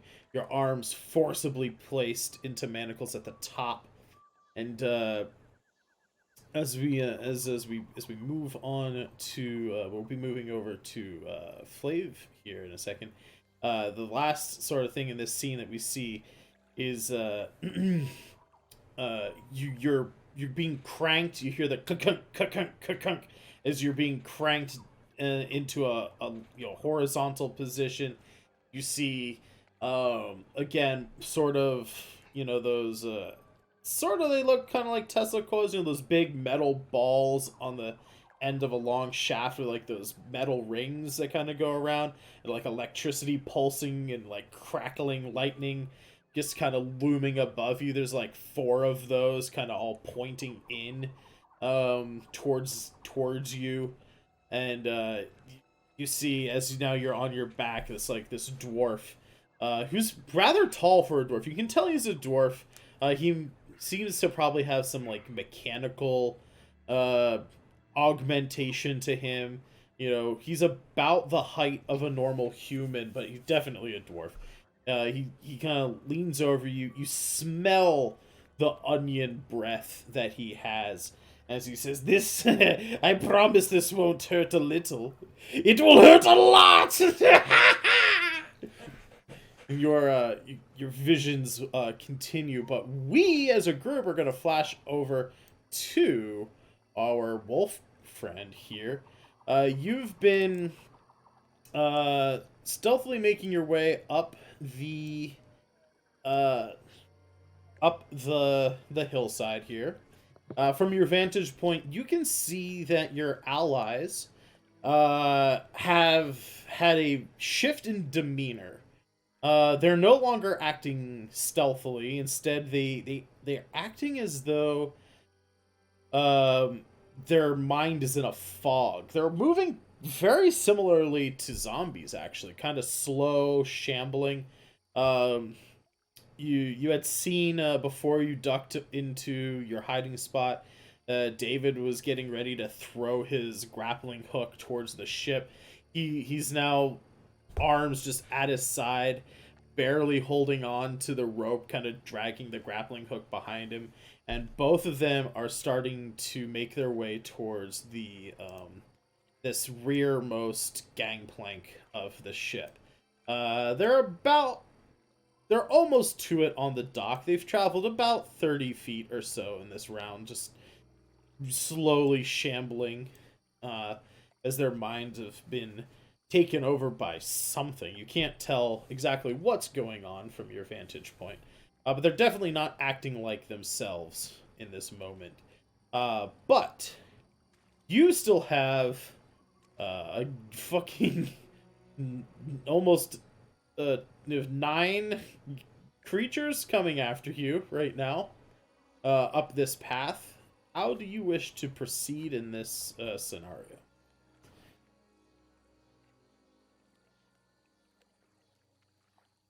Life? Okay. So I could wait for most of those fuckers to come up this pathway and get real close to me. Mm-hmm. And then I could jump off the cliff onto the pathway to go down there. You could try that. That would be either athletics or acrobatics. I'm a fucking wolf. Yeah, but you still have to make an athletics or acrobatics What? check. Yeah, dude, wolves aren't just like magical creatures that can do anything. You still have to make checks to do things. So in this case, you would be able to choose either strength or dexterity. Wolves aren't trained in athletics or acrobatics. So it would just be a straight strength or dexterity check to jump down the path. My rolls are shit. Well, before we actually confirm or disconfirm this, you will be jumping down a significant distance, probably a good 25 or 30 feet down. And for every 10 feet that you fall, or in this case, jump, you take 1d6 of damage. Falling damage, and that is not reducible unless you have like a spell or something like a monk's slow fall. In this case, a wolf has nothing to reduce falling damage. Do you still want to jump down this cliff to try and get behind this group to a closer position to the ship? You will take 3d6 falling damage. And if you decide to do this, you'll be going with a 6 perception check, trying to land on a 10-foot wide path. What if I went spider? What if I went wolf spider? Wolf spider. I could just climb down the mountain. You have spider climb, I believe. I do think they have spider climb. So what if I threw the thingy into a after? I'll also say, remember, you only have the ability to shapeshift twice between short rests, and you're already in wolf form. So this changing into your giant wolf spider would be your last shapeshift. But it would allow you to climb on the But not- wall, ceiling, or anything like that without an ability check. And it has a +7 to stealth for some reason. That's fucking dopey. Excuse my language. Actually fine, reading a stat block for a creature you never run into. All right, So yeah, you could just climb down the cliff. Well, That wasn't is that a a thing. rest that we just came from? Wouldn't I still have 2? You rested, I then doubt you you turned would've- into a wolf. Yeah. Using one of There your was I a- two. didn't turn into. I was still a wolf. But there's no time. There's a time limit on how long you can Yeah, wild shape. It's for a can- number of hours. Yeah, you based can on only your be Oh, okay. a wolf for 1 hour. So I screwed myself by being a wolf right away. Yes. A little bit, but it worked really great for distracting them. So I think it worked good. That's true. All right, I'm still gonna go spider. All right. In that case, let me. And we'll drag this just onto the map real quick. In case you guys are wondering, no, I do not want to buy a Kirby vacuum. What? Are you I- sure you don't want to buy a Kirby vacuum? Yeah, I'm pretty sure I don't want to buy a Kirby vacuum. But are you I think you should. sure? Yeah. Are you definitely like? What if I was the one selling you the Kirby vacuum? Yeah, sure. Well, I'd be definitely sure if it was you selling it. Hey, Lamau.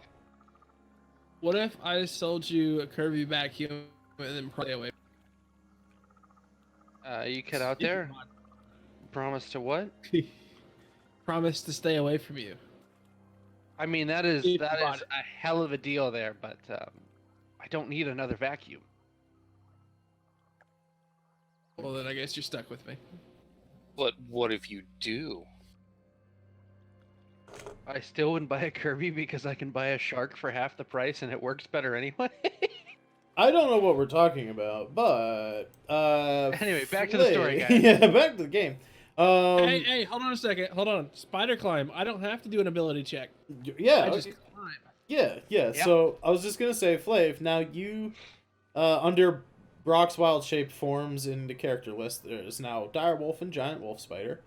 I put the spider on the map already for you. So I need a stealth check. But you can make a stealth check if you want to try and do this stealthily. You do have +7 to stealth as a spider. It's true. He rolls 12. a 5. 12, 12's not the worst roll. And they It's don't know average. that the spider's me though. That's the other thing. They may It not. could just be some random spider. Uh, It's a moist, wet, dark area.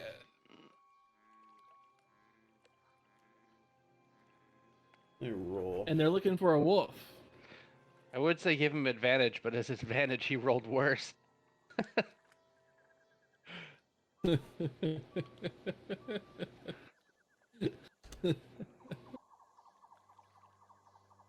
Oh, I need to be.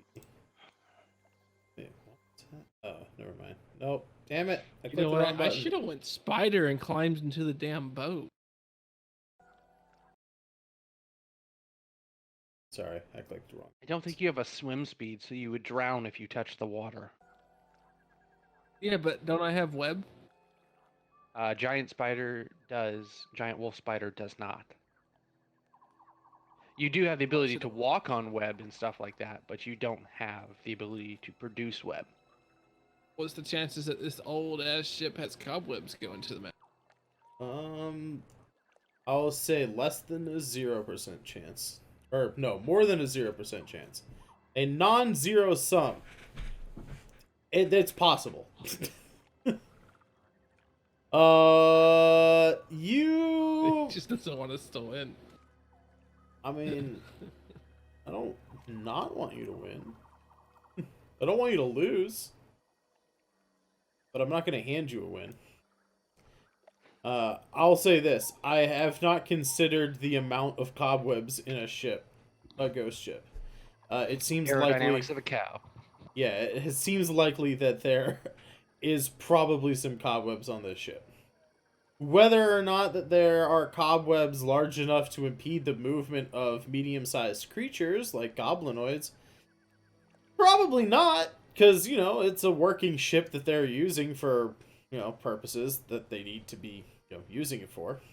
But, there could be cobwebs Well, I'm not somewhere. wanting to impede them. I'm wanting to climb onto the boat.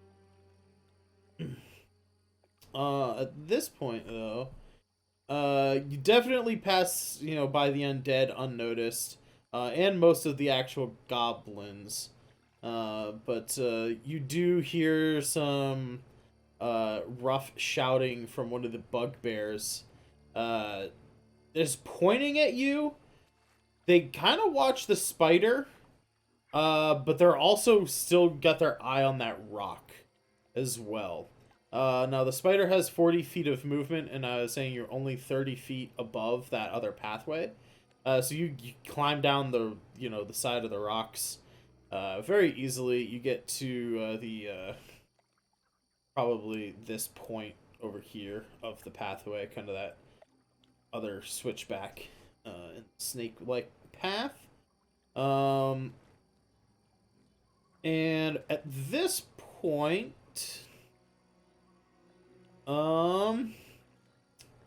you still have some more movement, which I assume you move like a little bit further down the pathway. If you wanted to move, you could always do your dash movement and do a double move on this turn, or do you only want to go 40 feet, or do you want to try and go 80 feet on this round? How are we doing this? Let's just go all the way down there. Okay, you get, you move full 80 feet, you get to the bottom of the pathway. You're just on the dock, sort of by, those crates that they still needed to load on the ship. But, you know, given the scenario with the wolf and everything, they have stopped trying to load cargo. I'll say, let's see, only 1, 2... Out of curiosity, are we counting the pathway still, or the fact that I can climb the 4 feet? Can I just go straight down and skip half the pathway and be able to then just move on to the ship? I don't really want to do math. I'll say you're close to the gangplank on the ship. You're not quite on the ship, but you're closer than just on the dock. Maybe I'll give you like an extra 10, 15 feet there, for going straight down instead of having to move down the pathway itself. However, I'm gonna say that the 4 guys in the back here start moving down the pathway back towards you. The 3 undead and the bugbear and the 1 goblin are still moving up towards that rock because they're not sure, but it looks like, you know, there's a giant spider appearing from behind the rock from where the wolf was. They're, you know, they're not stupid.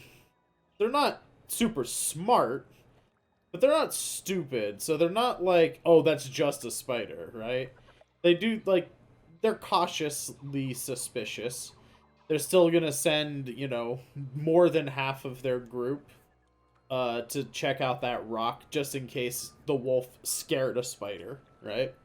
But the other ones are, like, thinking, well, that thing's moving towards the ship, so they're starting to come back down the path. You're a good, even with them moving their full turn each, moving twice on their turn, you're still a good 30 feet out in front of them. But the other guys keep moving up the path. The bugbear, the goblin, and the 3 undead. They're still moving up the path.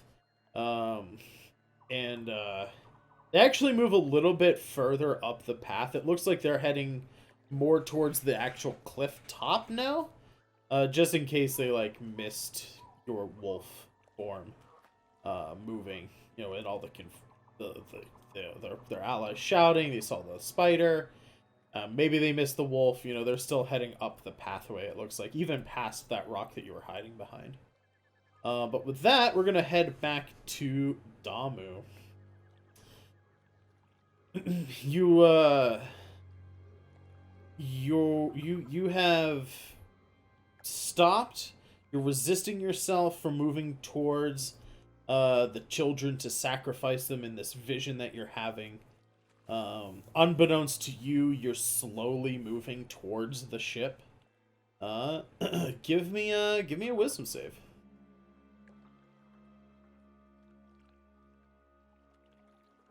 22. Hell yeah. Coming in strong. Continuing to resist.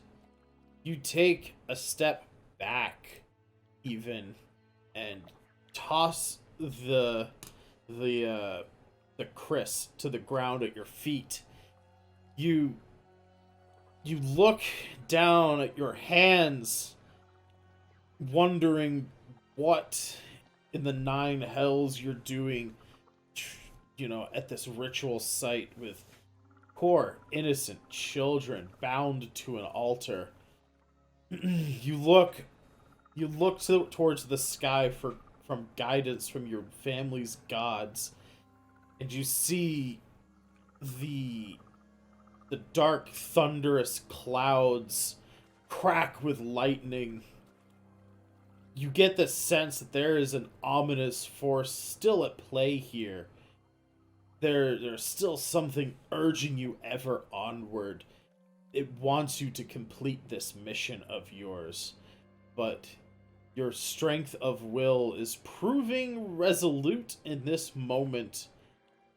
You are still defying fate. You're defying your destiny. As we move towards David here, because I didn't get to make things worse for you.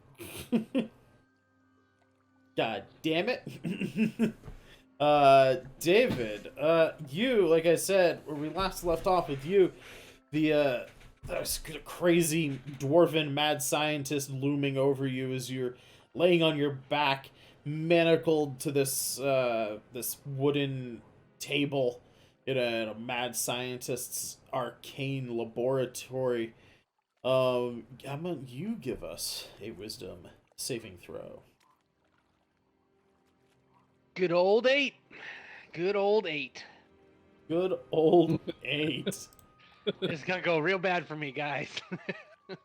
Real bad. That is 2 fails. 2 failures. You see the dwarf. Again, his crooked and yellow brown teeth. He cackles madly. You smell his onion breath. Some flakes of dry skin kind of falling out of his beard and onto your nose as he raises his his hand. You see that it is not a hand anymore. You could have sworn it was a hand at one point, but now it looks like a circular saw, like a bone saw, and it starts spinning and whirring, his mad cackling as it lowers down and he starts cutting into your leg. He says, "By the time I am done with you, you will be a beautiful, pristine machine of law and order. A perfectly made slave for my army."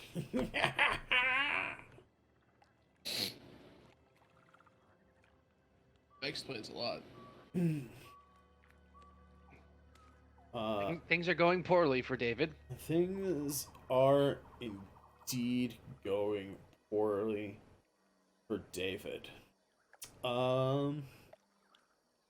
But with that, before we flash back to the real world and continue our journey, see what's gonna happen with the Spider as it's approaching the ship.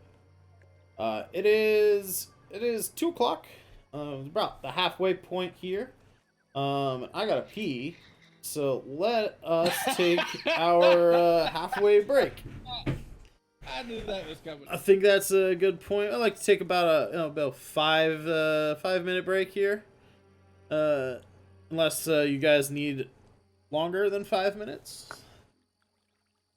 Going once, going twice. Let's be back. I'll try to be back by let's say 10 after. That's 8 minutes. How about that? Is that good? Okay. Good for me. All right. Everybody hanging out in chat. We'll be back here around 10 after. If you guys want to grab a drink yourselves, go to the bathroom. We'll be right back. Awesome. So I think everybody's back. So we will jump back into the game here. Flav, as you approach, I knew it. Well, you were up next. As you approach the ship, you as well are a sentient creature that has had a dark past at some point.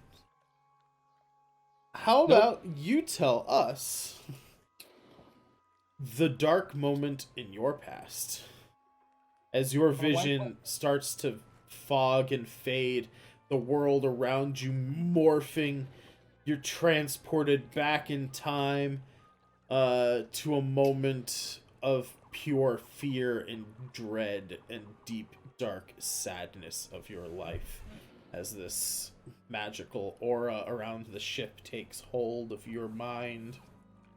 So, the time when one of my... Or what? The time when what? You cut out, sorry. One of my 5 wives passed away? Yeah, like that's, if you want that to be the moment, sure. How did your wife pass? What was that moment like? Was she sick for a long time? Was she wasting She caught me away? with her cousin. Okay. Which happened to be my 3rd wife. Okay. Now, is this 5 in We got succession 5. or 5 all at the same time? This was 5 concurrent. Did they know about each other? Mostly. Mostly. Okay. So your 3rd wife catches you with your 5th wife? Is that what I'm hearing? My 5th wife catches me with my 3rd wife. Oh, okay. Okay. Sorry, I got that backwards. Your 5th wife catches you with your Who 3rd was wife. double teaming me with my 2nd wife. Okay. I still don't see how this is a bad moment yet. So she tries to fight the other 2, and they stab her. Okay. So you're mid throes in carnal coital desire when you are witness to a brutal murder. Your 2 concubines brandishing blades and eviscerating your third wife in front of you. Your left, Fifth wife. your fifth. I keep forgetting. Numbers are bad. Okay, listen, guys. I'm an artist. I draw pictures for a living. I don't do numbers. Math Okay. is not a strong suit of his. Man, I don't know numbers. I did this specifically because it had numbers. See, I'm going with existential horror. So you're just like wife. For making me do math, you take 1 billion psychic damage and die. No. Your fifth wife is there. You just watch her getting repeatedly stabbed over and over again as your manhood recoils in fear. A truly dark moment. You see as your other two wives turn back towards you towards the end of this first part of your of visions. I'm gonna want you to make a wisdom saving throw, so you can go ahead and roll that for me. Do I have to do that as a spider? No, you do that as Brock. Even if you were doing it as quote unquote the spider in shapeshift, you still keep your mental faculties, so your wisdom, intelligence, and charisma stay the same. It's only your physical stats that change as an animal. What the? So a critical fail. Awesome. We'll put a fail. Sorry, wait. To 2 there. A critical fail and a critical successes do give you either 2 or fails or 2 successes. So you jump right up with 2 fails, catching right up to David. Your wives turn to look at you, blood covering their bodies and their blades. They turn towards you, their eyes now, their irises bright red. Instead of the normal round-shaped pupils, they've got kind of the snake-like slit pupils, red irises, yellow corneas. So they're like features are starting to mutate. Why this is supposed to be scary to me? They they smile a needle-teethed smile. They have hundreds of like needle-shaped teeth. Like we're talking like just syringe needle, like real thin, pointy fucking teeth. They smile. They smile at you, and a flicker of a forked tongue comes out of their mouth, and they say, still brandishing the blades, they say, "Now, where were we?" As they hop back into bed, and as we cut back to Damu, they're holding their blades high into the air, menacing you with the daggers they hold. Speaking of daggers, Damu, the dagger is at your feet. You're reaching out with your soul to your family's gods to help you through this moment of fear and torment. You can again, you hear the children. They're chained to the altar of this ceremonial ritual site that you're in. Thunder and lightning crackling above you. Go ahead and make another wisdom save for me. You are very cool. My finger twitched, so the first one. 19 is still a success. You pull out yet another success, getting very close now. 2 more successes and you will resist this this nightmare of yours. You are able to start kind of controlling your movements now. You take some strained steps forward this time, past the ceremonial dagger. Now your body is trying. You first thought it was dragging you towards the altar, but you realize that it was drawing you towards the blade, and the blade seemed like it wanted to go towards the altar to sacrifice these children. Now that you've moved past the blade, your body is wanting you to stop and turn around. You're forgetting the most important part. You're forgetting the ceremonial Chris to sacrifice these children. But you press forward, and as the vision once again fades as we move towards David, you are standing at the altar looking down at the younglings, getting ready to perhaps free them. David, however, God, I hope this goes better. you are being believe a cut 14 in a 14.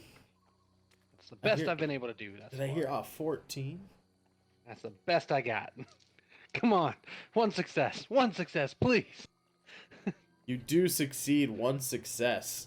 Oh fuck yeah! A 14 is what you need to succeed.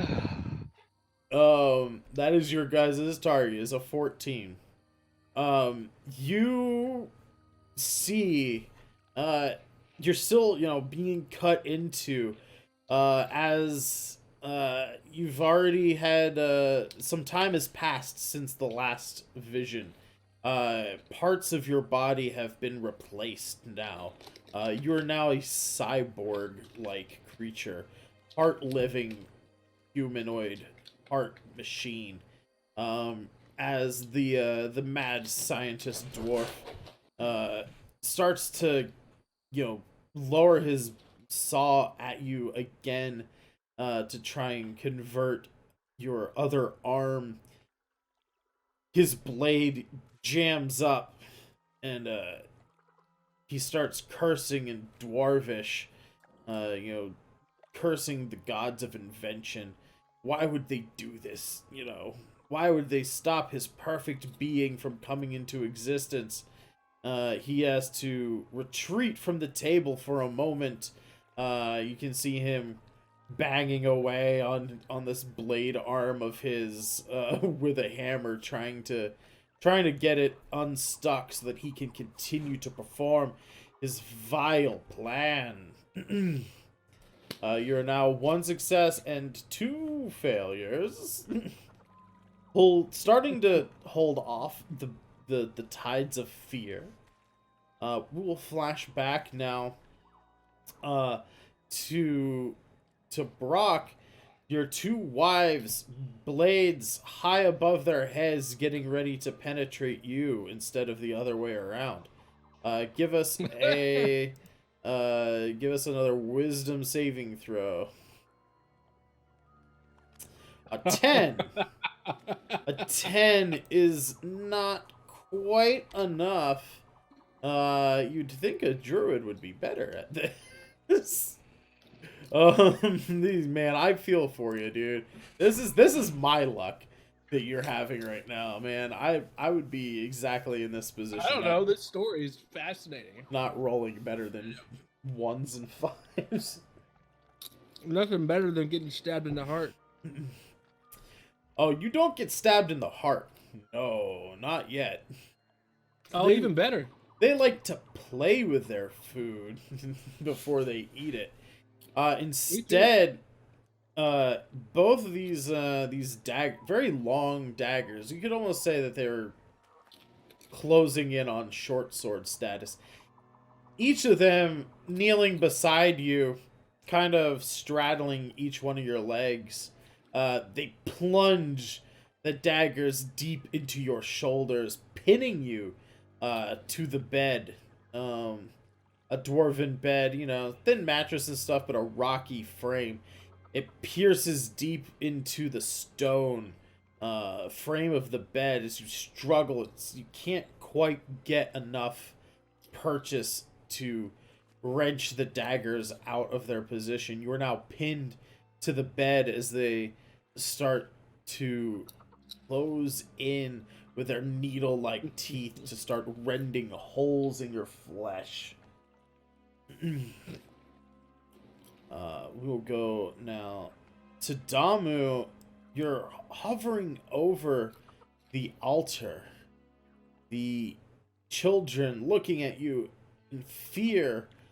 They knew what your plans were, but now you've left your ceremonial dagger aside and are perhaps going to help them.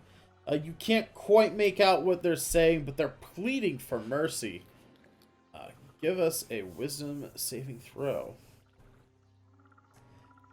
13 is not enough.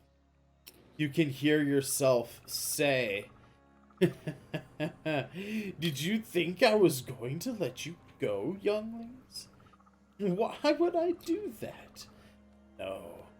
The fear just makes the ritual stronger." And all of a sudden, you look down and in your hand, the Chris, the ceremonial dagger, is back. Magically teleported into your hand. You stand above the children now, on the precipice of maybe starting to sacrifice them? We're not sure. Only time will tell. As David, you now see the dwarven mad scientist. He turns around, his blade spitting. He gets close to you again.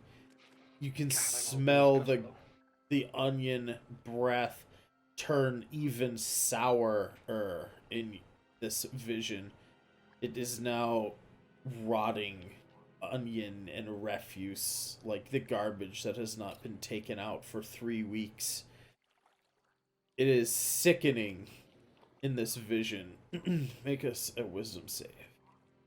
I'm just gonna tell you that's a failure there. That's a failure. How bad of a failure? It's a 9. Oh, okay. Not a critical fail, at least. Another fail on the board. You're now exactly opposite of Damu. 3 fails and 1 success. You hear the as the buzzsaw cuts into your arm.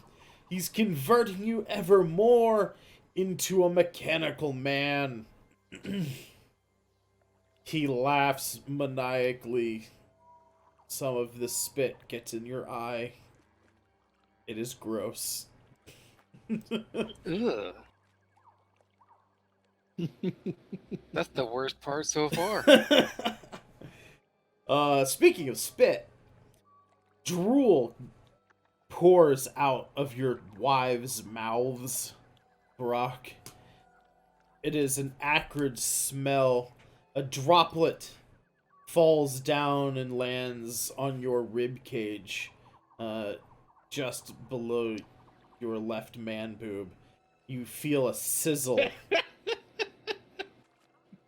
Their spit is made of acid. It starts to sizzle away at your skin along your left rib cage. It kind of drips down the side of your body, leaving a long scarring trail of sizzling, bubbling flesh. Make a wisdom saving throw.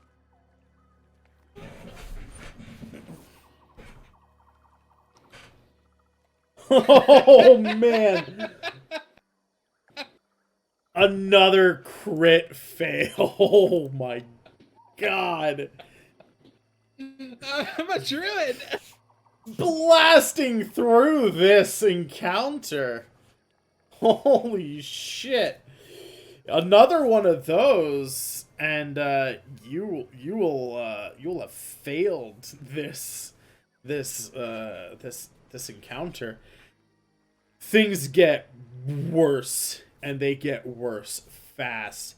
If it wasn't painful enough, the acid spit drizzling onto your abdomen, onto your torso in general, both of them lunge for you. One takes a chunk out of your side, the other one starts rending the flesh of your thigh.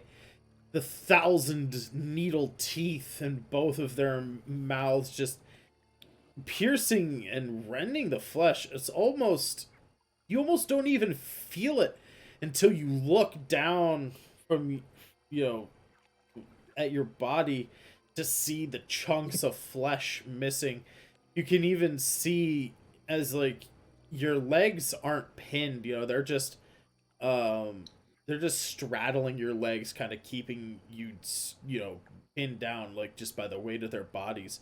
And as you struggle against the daggers in your shoulder, you can kind of see the femur of your right leg as like the one on the right hand side has taken that much flesh out of your leg. You can see the bone. Damu, dagger in hand, you're feeling the urge to sacrifice the first little youngling to your dark master. The dagger, you feel your grip get ever stronger as you raise the dagger, hold it towards the sky, and a crack of lightning spurs you forward. It is a sign. Now is the time to strike. Make a wisdom saving throw. A 14 is just enough to save. Just enough to save. One more save. One more save and you will resist this. And snap I hope you do, because I'm going to fail. Snap out of your haze. You shout at the sky, "No! I will not do this again!" You're starting to remember this is all just a vision. You've already done this and you do not want to relive this. You're trying to atone for the mistakes you've made. You're trying to atone for the evil that you have wrought. You will not let this happen again. Flashing back to David. You look down at your body. You are mostly robot. You're mostly Warforged now. You see a spot here or there, a forearm, a foot, still flesh. But you are more machine than humanoid at this point. Yeah, well, he can suck it, because I got a 15. Rolling a 15. That's the best I've rolled on this. I don't think we get any better. Hey, it's another success. You are prolonging this scenario.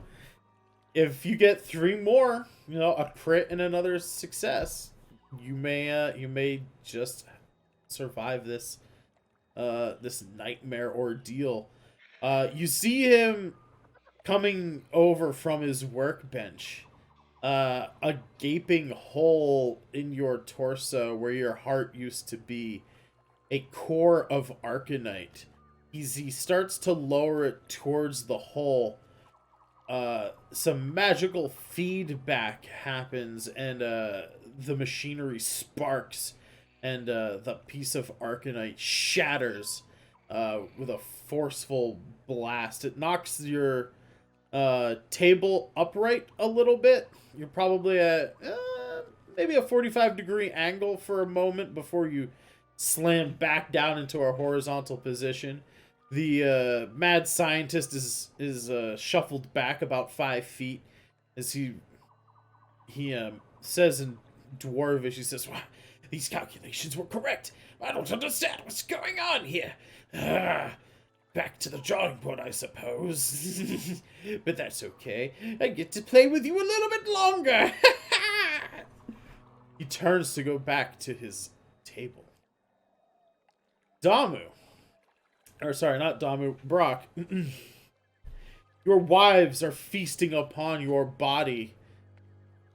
The one has eaten most of the flesh away from your right leg, and the other one is now slurping at your intestines like spaghetti noodles.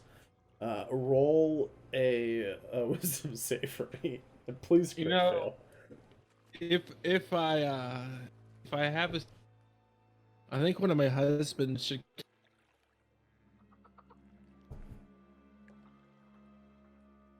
A 9. A 9 is not a crit fail, but it is still a failure. Oh my god. Next round could be the last round in Flavius's story. For now, at least, of his nightmare ordeal. Yes, like I said, the wives eating at your flesh with their needle-like teeth.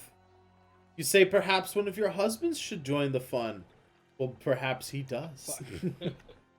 Perhaps your husband does join the fun, and he joins in with your wives. Your husband being that horrid shape.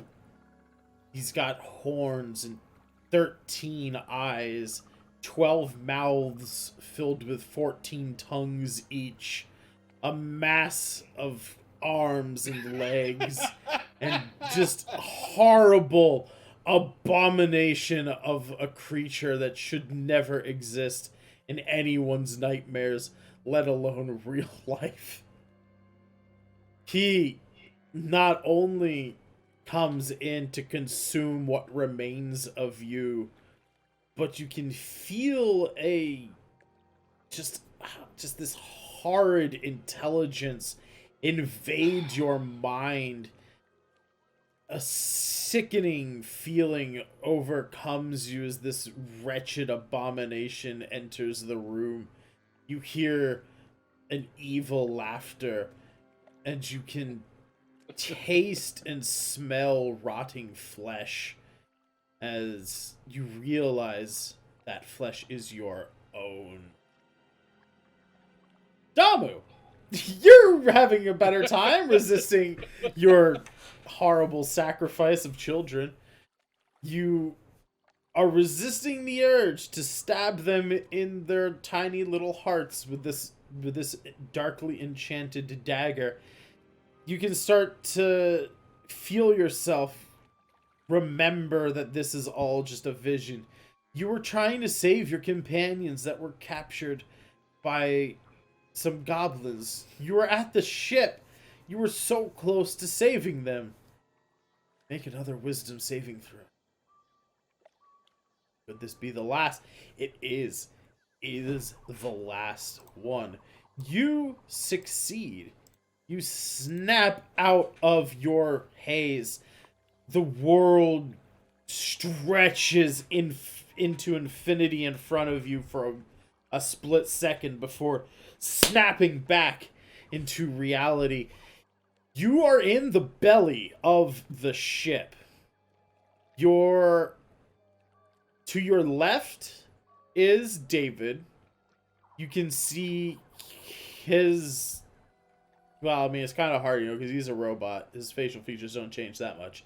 You can tell, though, by his movement that there is something fogging his mind. He is struggling. You can tell he's struggling.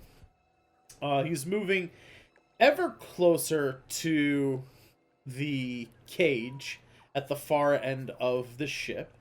You assume that, like I said, there's at least 3 levels to this ship. You know that you can't see the portholes around you, so you know you're at least below that level.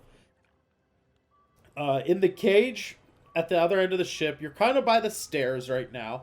You're not sure if you're at the front or the back of the ship, but you're by the stairs that lead up to the other levels of the ship. And way at the other end, probably 35, 40 feet ahead of you, is a massive cage. You can see in the cage is Reshi, the Dragonborn monk from your party. Layla is there, the Azamar Celestial Warlock. And there is a handful of other humanoids as well. A couple of elves, a human, and a dwarf. They look like commoners, just villagers or something. They're all in manacles, they're all shackled up and stuff, as well as being inside a cage. Male or female dwarf?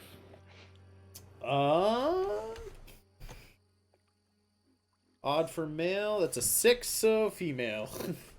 There's a female dwarf in the cage. And you actually see now, you actually see Brock Not only is he caught up to you, but he is just, it looks like he is just gladly walking into the cage. He is on the precipice. He's actually like 25 feet ahead of you at this point. Yeah, he is just, it's almost like he wants to be in the cage at this point. You were resisting pretty good, you know. So the way this has been working is, as this vision has taken over your minds, it has been drawing you into the bowels of the ship, into this cage. You can see that the other entities, the other people in the cage, and your friends, your other allies, they're all alive. They're all either knocked out or, you know, restrained with the visions or something like that. But they're all still alive. It seems like whatever this thing is doesn't want to kill you. Go ahead and make an insight check for me. There's some other stuff I can tell you, but we'll see how insightful Damu is. 13. Yeah, like I said, it definitely wants you alive. It seems as though whatever this is sort of, it's not necessarily a let's put it this way. Anybody who looks down over the cliff edge and sees this ship, a normal person seeing the undead, the goblins, potentially the devil dude, would probably just run away, right? It seems like they're mostly relying on that as their defenses, you know, for creatures and things to just want to not deal with that kind of force, right? Nobody wants to deal with the undead, goblins, and potentially a devil boy, right? The enchantment on this ship, you think it's an enchantment of some kind, is actually the opposite. If someone, like an intelligent creature, gets close enough to the ship, this is actually to lure them in and take them in as slaves or prisoners for some reason. You're not exactly sure if it's, you know, if they're going to turn them into more zombie and skeleton, you know, slaves, or if there's something else going on here. But you can see that, you can definitely get the sense of like, oh shit, last thing I remember, I was on the dock, and now I'm here, and I'm not being guarded, I'm not being escorted by anybody. You know, this level of the ship is, you know, empty aside from you, your companions, and the other prisoners. Okay, so there's no guards. Got it. Yeah, no guards down here. So I'm gonna try to wake up the closest one to me. So would that be Brock? Yes. Yes, indeed. Don't wake me up. Don't wake me up. Oh, wait, no. Brock is about 25 feet ahead of you. He's the dwarf. Who's I think I'm the closest, just right? failing so hard. Yeah, David is only maybe like 5 feet ahead of you. He's been struggling back and forth this whole time. Yeah, so, like, just grab him and slap him hard enough to try to wake him. All right. It's gonna hurt your hand, my dude. David, you take what is Damu's strength score? Or strength modifier? Let's see here. 3. 3, yeah. Just hard enough to wake him up. Yep, David, you take 3 bludgeoning damage from getting smacked in the dome, in the chrome dome, as it were. And you snap out of it. Thank God, because I was not making that wisdom save. Out of curiosity, I did see you roll. What did you roll? I hadn't rolled for that one yet, so. Oh, okay. Never mind. I thought I saw you at the corner of my eye. I thought you saw you. Out of curiosity, roll let's now. find out. Yeah, that's a failure. That's an 11. So I would not have made that. Well, at least it wasn't a critical fail. That would not be a a critical fail. But okay, so Damu, you use your action. You wake up David, which is a good thing. David, again, bowels of the ship, no guards around. You see the cage in front of you. Brock is looking like he is about to reach said cage. You can tell he is not moving normally. You know, he is definitely looked like he is affected by presumably the visions and everything that you had. You can also make an insight check here. See Sure, I could go what with you an can insight piece check. together about the situation. Whether or not you get more information or not about what's going on. Yeah, that's a natural 1, my dude. A natural 1. Yeah, you have no idea. You were like, last thing I know, I was on the dock of the ghost ship. Now I'm in the ghost ship. I'm surrounded by fucking ghost ship stuff, and you can see like the ectoplasmic planks and whatnot, kind of patching a hole to the left of you in the side of the ship. You see the cage. You have no idea what's going on. But you do see your 2 friends in the cage alongside 2 elves, a human, and a female dwarf, and then your dwarven ally, Brock, no longer in spider form. He is just literally about to open the cage and step through. You do have 1 round of actions before we go to Brock. Yeah. Can I say something? Yeah, you Like, can say something. just like as the character, Sure, yeah. just wake them up. That's what I say. I tell them wake them. Okay. Let's see. Don't do it. I'm having a fun time here.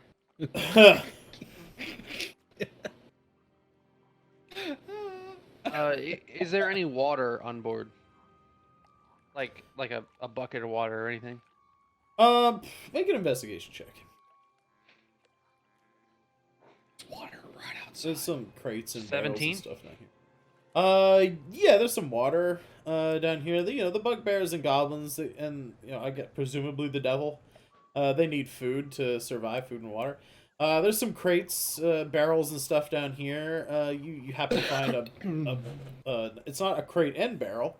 That'd be fun though. But you find a barrel of relatively fresh water. Not Okay. the most fresh water. Is there a but bucket it's right next to it? water? No bucket. There's like a ladle though for like drinking out of. All right. Well, that kills that plan. I'm just gonna walk up to our dwarven friend here and backhand him awake. Oh, are you gonna like toss some water on him?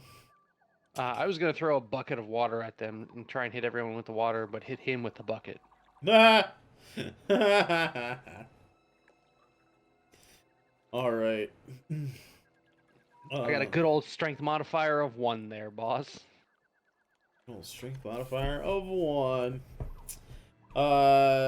Brock, you are facing down these abominations of your wives and at least one of your husbands. Maybe all of your husbands have been turned into this horrible abomination.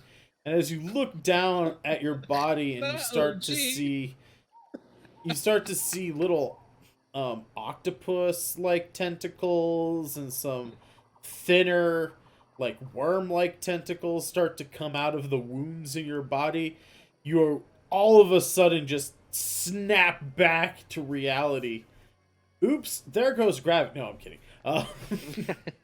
But you do snap back to the waking world. An infinite stretch of your nightmare and recoil back as the reality smacks you in the face. Your hand on the cage in front of you. You can see kind of on the floor in front of the cage is a bunch of arcane runes carved into the ground, softly glowing. Your hand was literally on the door to this cage, as if you were about to open it and walk in willingly. But you are slapped awake by your robot friend, basically like getting backhanded with brass knuckles. You take 1 point of bludgeoning damage to your dwarf body, but you do wake up, so those are gone. And you can see in front of you Reshi and Layla, 2 elves, a human, and a female dwarf, all just totally out of it, in shackles in this cage in front of you guys. But you're now in the bowels of this ship. We'll cease with the specific turn order. You guys feel free to discuss amongst yourselves what it is that you want to be doing here. Okay, so I'll take the elves, you take the humans, and he wants the dwarf, right? Split them up even? What? I need more than that. I was thinking we take everyone and leave him in the cage. No? Oh, okay. I like that. I mean, that's a good alternative, What? I guess. How about I just get everybody, including you two? I don't know. I feel like the silence You're right, answers pretty that question.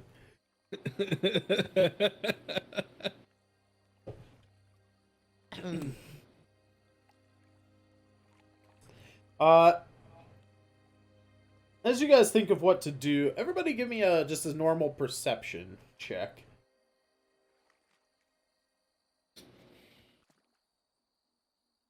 Perception, you say? Yeah. That's a 2 there, boss. Oof. Today's not my day for rolling. Apparently not. 14 and a 14. Yeah. David, you're probably, got your mind elsewhere, right? There's lots of situations. You're confused. You don't know how you got here. There's prisoners. Brock almost willingly gave himself over as a prisoner. Lots of stuff going on. Overloading your sensors and processing power and all that. Where Flavius and Brandon, looking at the name, fucking hell. Damu and Brock, you guys can hear footsteps above you. Some of them are heavy footsteps of a largish, medium-sized creature, probably. Some are lighter, quicker footsteps, probably actual goblins, smaller creature. Some of them are hollow sounding, like bone on wood, and some other footsteps are more shuffling, probably zombies. So you do get the sense that the level right above you is occupied by enemies. So you have that information with you. But for now, there are, like I said, there's no enemies, no guards on this level specifically. It seems as though the goblins and whatnot are kind of relying on the overall magic of this boat to kind of keep you guys subdued, so they don't think they need guards or anything like that.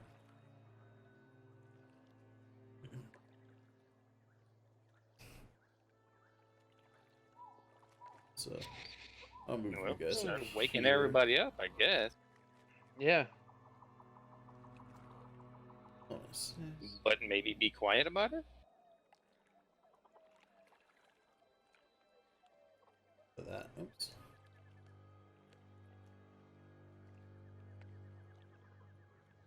Also, are there the runes on the ground in front of the cage? Are they Yeah. drawn or? No. It looks like they've actually been carved into the wood itself. They glow faintly with a sort of green magic to them.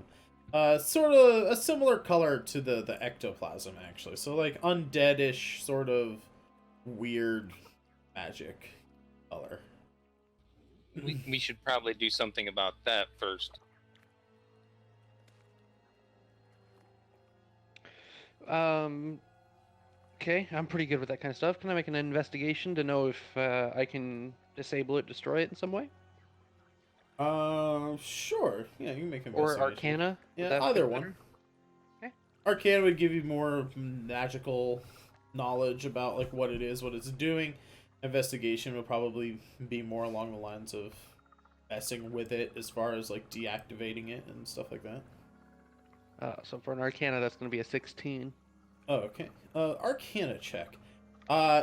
You decipher some of the runes. Decipher the runes. Sorry. Some of them in the sequence are simply an arcane lock, mixed with the knock spell. So arcane lock locks things, knock opens things. This sequence is specifically designed to allow flesh creatures such as yourselves, well, most of you, sentient living things that register as humanoid, so including a warforged. It allows them passage into the cage, but not out of the cage. So arcane lock / knock component of this.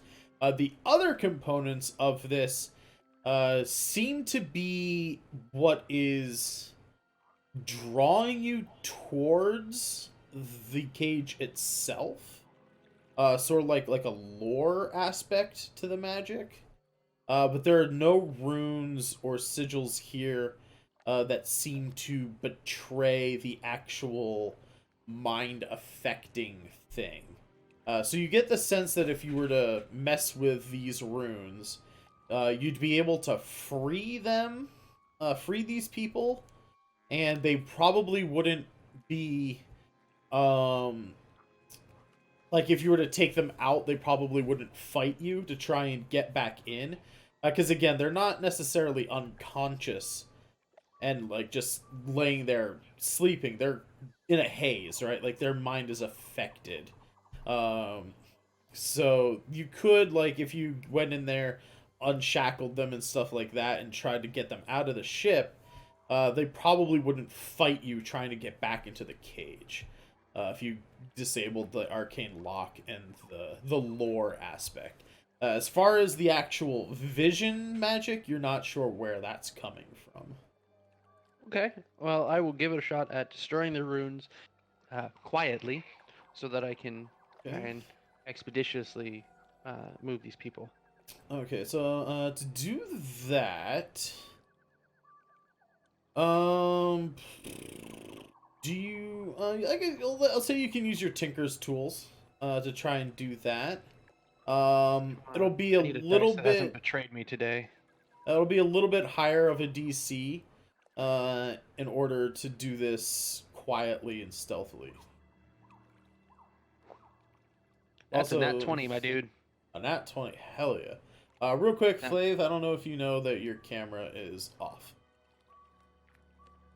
You're like showing a gray screen to us. If Flav's even here. Maybe something went wrong on his end. Either way, we will continue. Hopefully Flav gets all that stuff sorted out. Its actual number would be 25. Actual number 25. Alright. Your Tinker's kit, has various components to it. It's got little wrenches and screwdrivers, hammers, little things like that. I would think it probably also has things like oils, maybe some acid, like for etching, designs on your little tinkering devices, or, cleaning rust from, locks and things like that. So I think with a combination of some of your harder metal tools and like the acids and things like that, you can probably mess with the runes enough, disfigure them and whatnot, enough to break the enchantment and kind of depower at least parts of the magic. As you do this, you can even feel like you weren't even aware of it at first until you messed with it. But everyone can actually feel a sort of weight being lifted. Like I said, when you snapped out of your visions, you weren't even really aware of it, but you were actually still very lightly being drawn towards this cage. But now that the runes are gone, you kind of feel a little bit of a weight lifted off your shoulder. Sort of like winter time, right? Wearing a really heavy coat, you get home, take the coat off. It's almost like that. It's not that big of a weight being lifted off of you, but you can definitely feel that magic disperse, right? And you also, as you're working your way around the cage, you just hear like a chink, and the door kind of just unlatches itself and kind of lulls open, a couple of inches. Oh man, Flav was back for a moment there. Now he's gray screened again. But it seems as though you've successfully gotten rid of the magic that is keeping them locked in the cage and drawn to the cage. They're still in shackles, and they are still on their vision quest, as it were.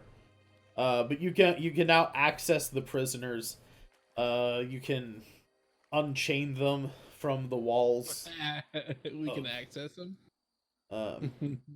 Not in that way. I mean, I guess in that way as well, but that's not what I intended. You can now get to the prisoners and continue your rescue mission. At this point, I'm going to roll a 4-sided die.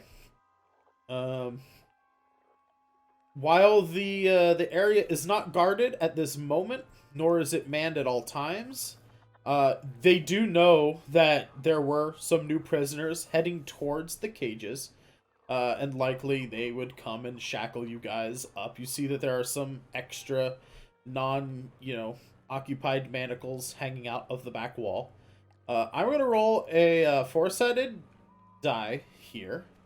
And whatever that number is the number of actions, or number of rounds, basically, that you guys would have to do whatever you're going to do before some kind of reinforcements arrive. I'm not going to, and by reinforcements I mean before somebody comes to check on the prisoners and make sure that they got into the cages, right? So here we go. 1d4. How many rounds of actions do you guys have? 1. You guys have 1 round of actions. You all have 1 full turn. Tell me what you guys are doing in this moment. You start to hear some goblins talking in Goblin right at the top of the stairs. In fact, if one of you are even close to the stairs, you might see like 1 foot on the very top stair, like almost as like he was walking, like about to come down the stairs, but then turn to like talk to someone. Like 1 foot on the top stair, 1 foot like on the actual floor above you. It looks like they're about to come down. You got to do something. If you're gonna do something, you gotta do it fast. What are we gonna do? All right. I'm gonna cry. Does anyone here have any ability for fire? For fire? Yep. Other than my firebolt cantrip, does anyone else have fire? Does fairy fire count? No. No, that's not what I'm looking for. No, fairy fire is kind of a misleading name. It's more of like just light that can make enemies glow. It's not All right. actual fire. There's only one staircase down here, right? Yep. And the way we came in through the portholes? The portholes are on the level above you. They're not in this. This level is, I mean, pretty dark. There's a few sources of light from like the glowing patches of ectoplasm covering some holes in the hull of the ship. But you're in the belly. You're in the deep bowels of the ship. Okay, I yeah. could draw another diagram here. How thick is the planking on the ship? Pretty thick. I mean, it's a ship, right? So we have this sort of shape, right? For the ship. And you got this level here. These would be like the portholes, right? On that level. So up here is the deck of the ship. You guys are down here. There's like a cage in the back of the ship, and the stairs were over here.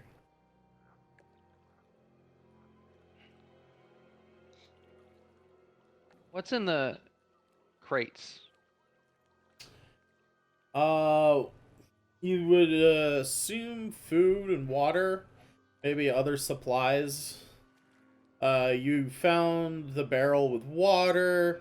You found some food. Is there any explosives or anything of the kind?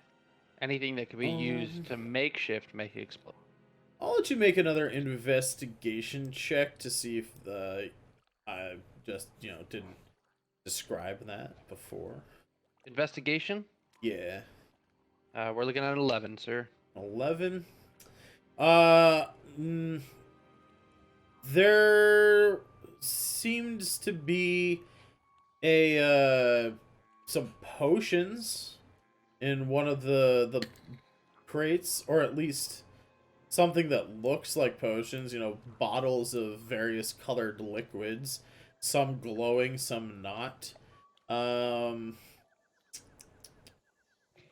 Give me. Roll one. I don't want to do this. Can I roll medicine Can I to go see back if any into of my- them are medicine?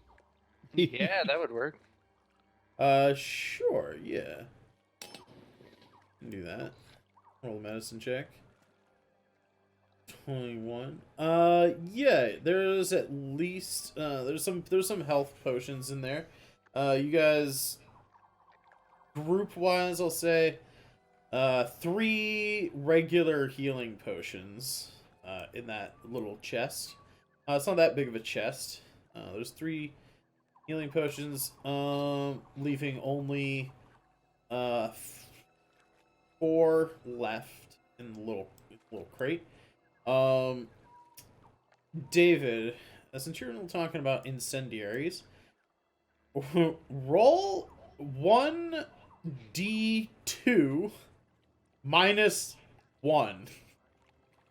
If it's a 0, then you don't have any incendiaries. If it's a 1, one of those crates, or one of those bottles in that crate, is alchemist fire. Okay, well, I rolled a d4 and got a 4, because I don't have a d2. You could roll in the chat if you wanted to. Yeah, I'll do that, since I don't have one of those. You could also just like toss a coin, and tails could be 0. Your and witcher. head could be head. 1d2. You didn't hit the -1, but you rolled a 1, so 1d2 minus 1 is a 0. That will be no alchemist fire, unfortunately. Okay, well then I'm gonna go with my original plan. This is gonna go real badly. I'm going to use my turn to throw my last I think I only have one left. Let me make sure. Yep, my last oil flask, like a Molotov at the stairs, Nice. and set it on fire. And then my plan is for the rest of us to find some way to blow a hole or break a hole out the back, and we leave that way. All right. All right. That's the best I got, guys. I don't have great combat stuff prepared for us right now. Well, after taking the potions, we need to wake the prisoners up. Oh, we already woke them up, I thought. No, there's still No, you manacled- just suddenly threw a oil potion and set it on fire without anything else. Yeah. Now, I will say, Brock and Damu, you have not taken your actions yet. You haven't done anything on this turn. So while David was doing that, you guys could be rousing the other people. Yes, and unshackling and waking everybody up. Could be, but I'm not gonna. I am. I would just I like to point out definitely that I just bought us 2 minutes, all right? That's the best I could do for you. You could have Okay. waited. I mean, you really couldn't literally after this round of stuff, that dude would have been at the bottom of the stairs. He was like starting to walk down the stairs. Okay. I'll say, waking these guys up isn't necessarily a full action each. Just you type in the. I said I wasn't gonna wake up. I know, I'm not talking to you, Damu. I'm waking them up. Yeah, Tom was ahead of Domino. you in the order here. There are 6 people in that cage. Type in the chat, do /roll space 1d3, and I'll see how many of the people you can wake up. And then I'll let you choose who you wake up. Awesome. Rolling like a so- champion today. So you can wake up to 3 of the people in the cage. You have your 2 allies and 4 generic NPCs. Okay, so of course we're gonna wake up the 2 allies, Oh, okie dokie. and then what are the NPCs? There's 2 elves, a man and a woman, a human male, and a dwarven female. I just figured out how we escape, guys. They're dressed pretty much like commoners. You're not exactly sure if nothing about them gives them away as adventuring people at all. And wake up an elf. All right. You prefer male or female elf? Female. All right, you wake up I'll a lady take elf. The three of them clearly confused, not exactly sure what's going on. The female elf is very scared, asking what's going on, what I happened. tell them to wake everyone up. Okay. They start. The 2 allies, being hero types, start to wake up the other 3. The elf is pretty much just paralyzed in fear, as she does not know what's going on and does not have the steel resolve that is needed to be a hero. But at the end of this round, all of the prisoners are awake, though they are still shackled at the ankle to the wall behind them. You still need to unshackle these people.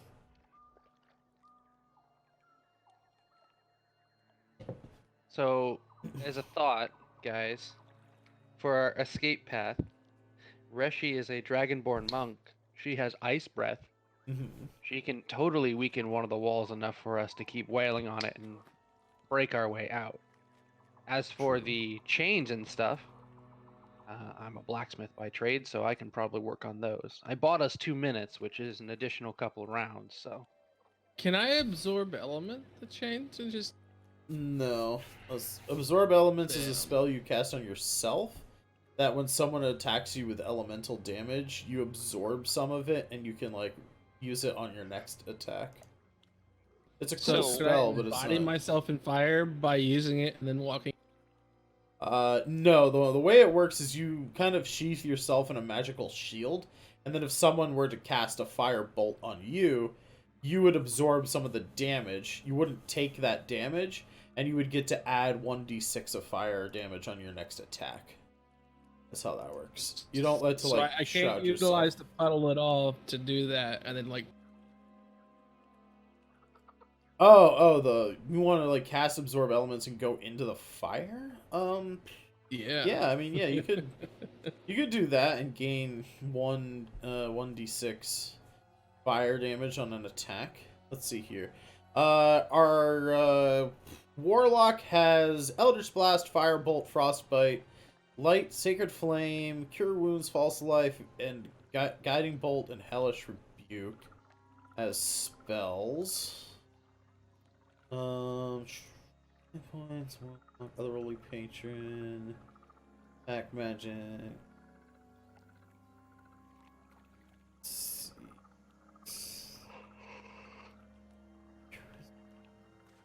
and would they help me punch a hole in the wall? Perhaps. I mean, wood is vulnerable to fire.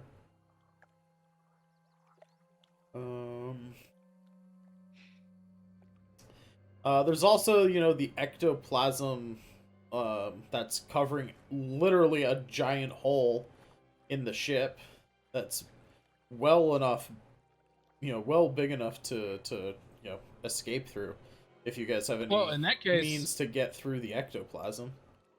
In that case, let's do absorb elements on the ectoplasm. Ectoplasm's not a type of element, unfortunately. What?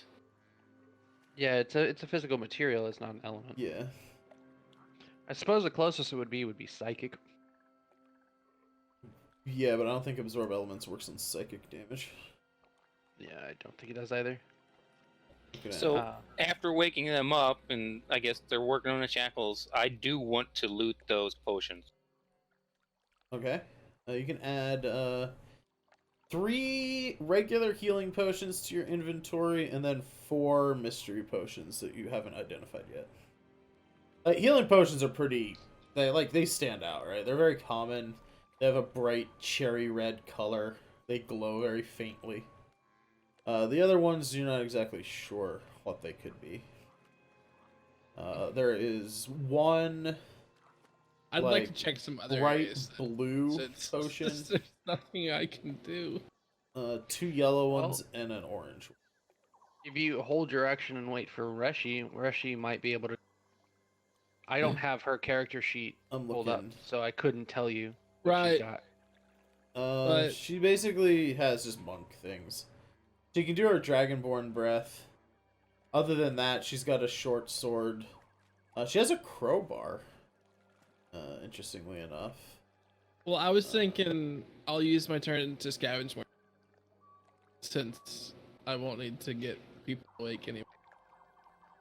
I would think between the warlock and the cleric, I'll let you guys make either religion or arcana with advantage to try and see if there's a way that you could work out getting through the ectoplasm.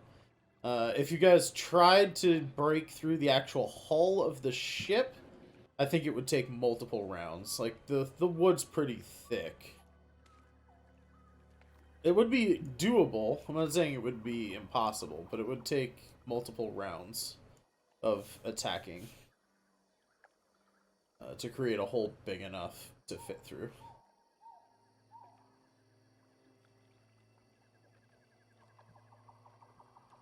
So if I used my turn to scavenge the rest... Mm-hmm. That would be an investigation roll. Okay. Which is poop. Critical fail. The boat has wooden planks on it. Yeah. You don't really find anything that you deem useful to the situation. You find a lot of stuff that you can't identify. You have no idea what it is. But most of the stuff that you do know what it is like food and water, some potions. You're like, I don't know how that would work. Yeah, various things like that. You're not at all sure of anything that would be useful in this situation. Oh man. At this I'm point, useless today. the bugbears have kind of, the one bugbear at the top of the stairs has run away from the stairs at this point. You hear shouting and stuff start to, grow louder above you, as the fire, is taking hold in the ship and all that jazz. Sounds like they're starting to rally a force to try and deal with that. You do still have some time. David, go ahead and make a blacksmithing check here to see if you can help expedite releasing the prisoners. You want a blacksmithing check? Yeah, you said you were going to try and use your smithing tools, right? I don't have smithing tools. Oh, I thought you said... No, I have leatherworker, thieves, tinker, and glassblower right now. At level 3, I'll have Maybe all of them. stonemason. But I do have background as a blacksmith, is what I was saying. So I could probably figure out how to break chains or figure out the leverage point or... Okay, in that case, you can use your tinkering tools. Okay, tinkering tools. We're looking at a 15? 15? Sorry, 13. A 13. With 13, I'd say you could unshackle one of the prisoners on this turn.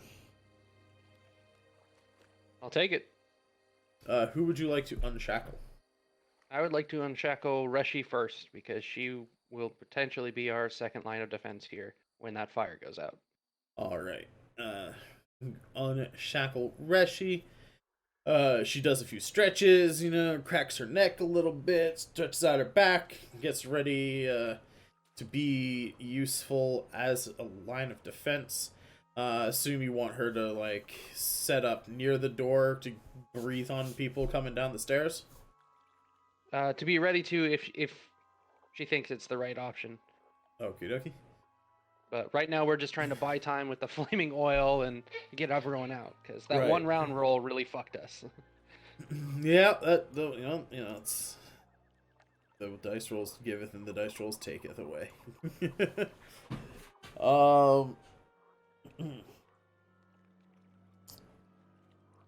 Damu, what is your Arcana skill?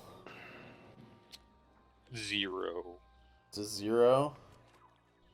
Yep. So it would be a flat roll. Yeah. I could assist if you let me. I got all the bonuses in that.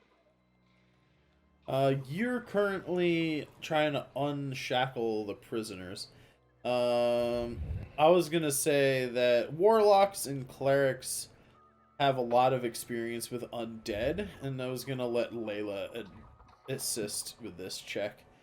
So you can still roll with advantage. I was just trying to see if maybe you had a better roll than she did. But both of you have a +0 in Arcana.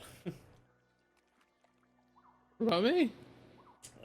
You were searching crates. Also, druids are not the most knowledgeable about the undead. They are an unnatural abomination. A 6.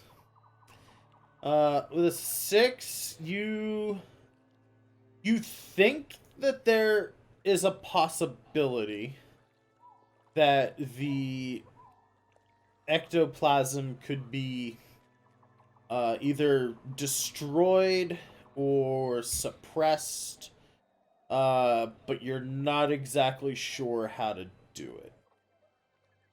You think it would involve maybe some kind of ritual, but you're not sure if you have the materials at hand or anything like that. Moving forward, you can, on the next round, you can maybe make religion check, or you could also investigate the rest of the crates and see what's there.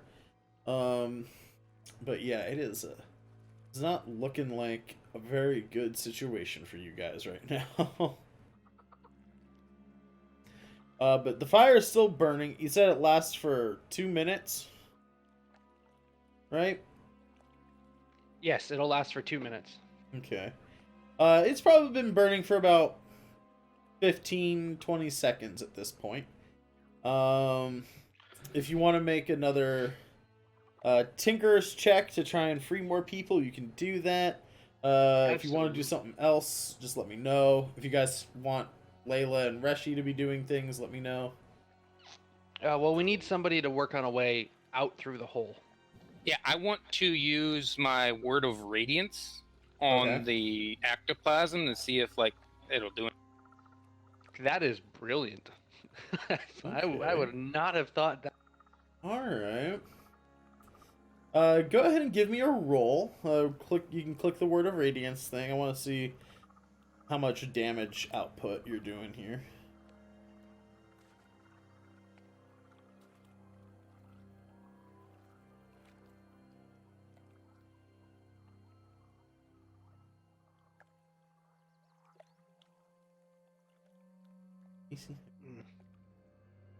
Okay.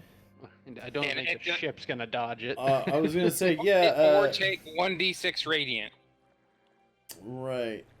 Well, the ectoplasm does not have a Constitution score in order to make a Constitution save with, so it automatically fails. This is ghost material. Let me look up real quick. Ghost. I'm trying. I don't know if they have. You do see. I'll say that as I try and find this real quick. You do see that there is definitely some damage happening to the ectoplasm.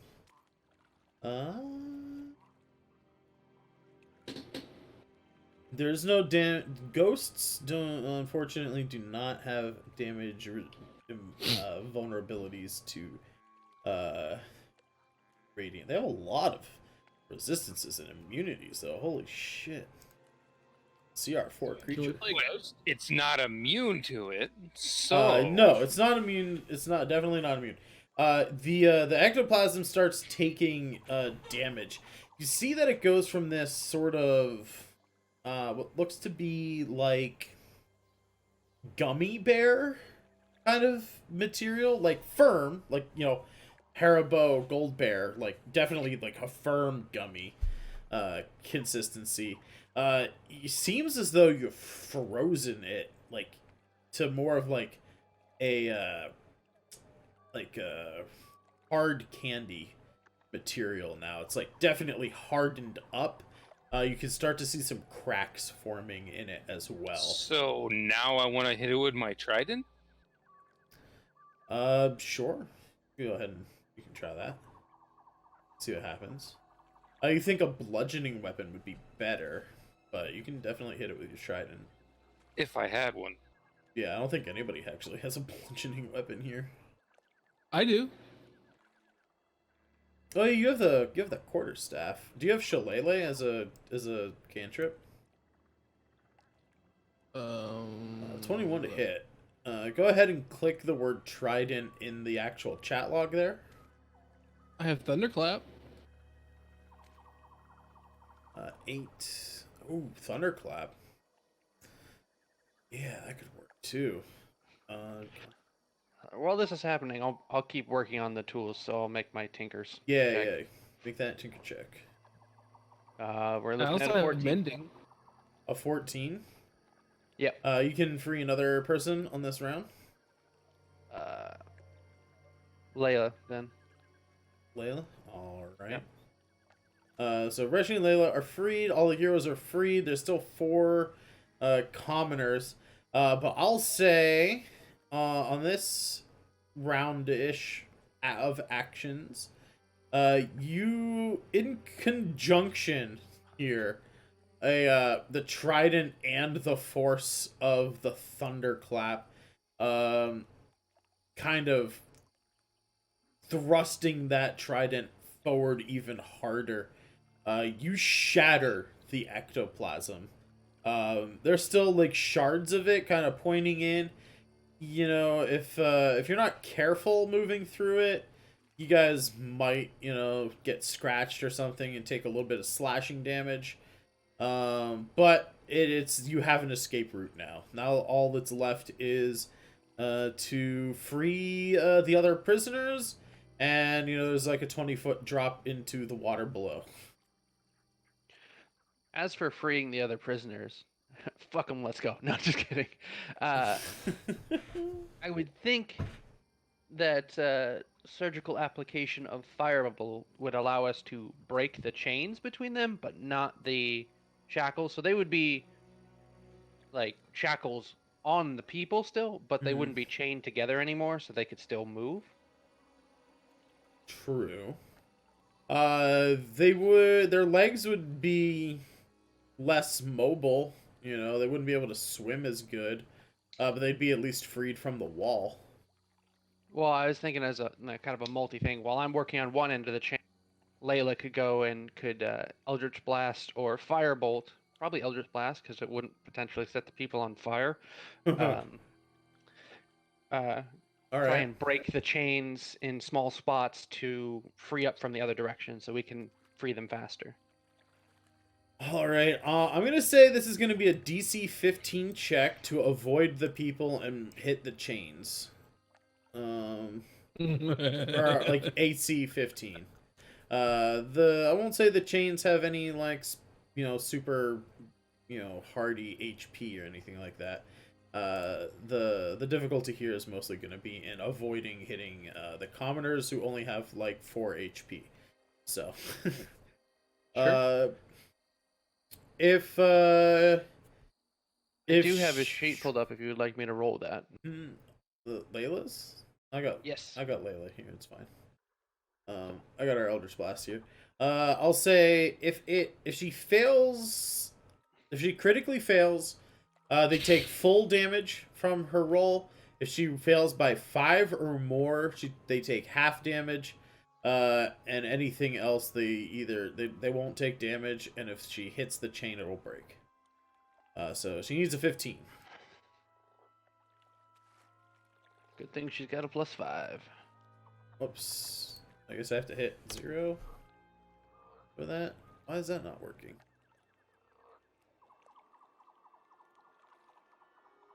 Eldritch Blast. Not working.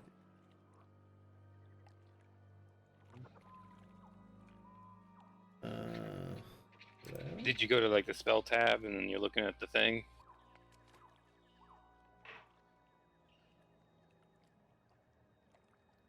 If you think there's a better use for Layla here, or you can think of a more thematic way that she would be doing things, have at it. It's just the best I could think of on the fly. I'm just gonna continue looting, so you have at it. Okay. All right. There we go. And a 15, exactly. All right. 1 damage. Jesus. She breaks free one of the prisoners. You said you're using Firebolt?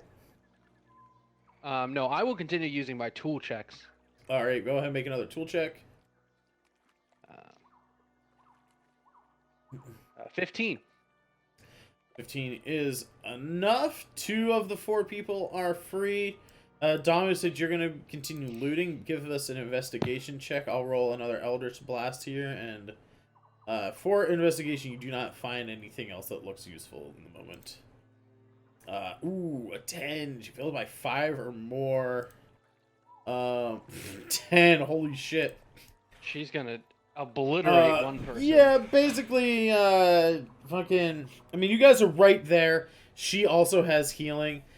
She blows the chain up, fucking totally messes up the foot of one of these people. They pass out due to the pain and the damage. But she'll use some of her Lay on Hands ability as a Celestial Warlock I think it's a D6 of healing. 4 is enough to bring them back from the brink of death without killing anybody. You can go ahead and make your tools check. Again, a 15. Again, a 15. Alright, you freed everybody. The fire is starting to die down. The bugbears are throwing they're back. They have buckets. The buckets were upstairs. Sounds about right. They have I'm gonna buckets. check one more box. All right, make one last investigation check. 15. Ooh, cool. You know, I still haven't gone yet. You know. What? I thought you were investigating alongside of him, and you like crit failed. Yeah, but that was like 2 turns ago. Well, what do you want to do, man? Fair Call it enough. out. Yeah, I mean, I did ask what you guys were doing. I'll do. But then didn't he pass me up? I'll do an investigation. A much better investigation, apparently. All right, as the bugbears return, they have buckets filled with water. This is anybody who knows anything about oil and grease fires probably know what's coming up very shortly. Yeah, so at first I was like, oh shit, I hope she's gonna have to ice breath it to save this. And I was like, that's a bucket with water. This ain't gonna go away. It's gonna go. Damu, you see, with your 15, you see like a little satchel. It looks kind of fancy. It's a relatively ornately designed bag, kind of like messenger bag style. You throw it over your shoulder and stuff. It's got a nice design on it. Looks like a smiling face on it there, and some like little jewels in its eyes. And then Brock with an 18 tucked away at the bottom of a crate, just filled with various sundries, like a couple like bags of like caltrops and stuff like that. You actually find a small little treasure chest it's not even like a foot wide. Like, it's very small. But you rattle it around, and it sounds like it's filled with a certain amount of gold. You don't have time. It's coins or metal something in there anyway. But it's it's a locked little mini chestette, as it were. You can tuck that into your bag. The box is well made. If it's filled with useless stuff, the box could probably be sold for 20, 25 gold, somewhere around there. But as you guys grab this stuff, as you grab the this ornate satchel, the potions, and this little chest, it's a foot big or so, from up on the stairs, 2 buckets of water splash into the grease fire that is on the stairs, and the fire just gets spread all around. It gets splashed up the walls of the stairwell. It gets spread along the floor at the mouth. Some of the crates and stuff get caught on fire where you guys are standing. I need Brock and Damu. And I'll roll one for Reshi. I need you guys to make dexterity saving throws to avoid getting set on fire. Oh, that's not good. Fire bad. Oh. Ooh, wow. Brock, you dodge out of the way of the fire. If you want, you can use your dodge action to dive out of the hole in the ship and escape. Unfortunately, Damu and Reshi are going to take 5 fire damage apiece as the fire kind of sets you ablaze. Yeah, if there's any last minute things you guys want to do, let me know. Otherwise, I will assume It's time to go. you are Yeah. jumping out of the ship and into the water below. Absolutely. I do have a mechanical question though Uh-huh. about the use of the ice breath. Sure. Could it be manipulated in a way that Reshi could wall and seal the hole that we jumped through? Sure. Yeah, why not? Okay, I was just wondering. I was like, I don't want them jumping after us and just annihilating us as we run away. Also, another question for me. How many times can I use turn undead? I do believe you can only use it once between short rests right now. Okay. I think. I just realized something. Check what's And up, Flav. something that I Yeah, okay, I see it. It's channel divinity. Yeah.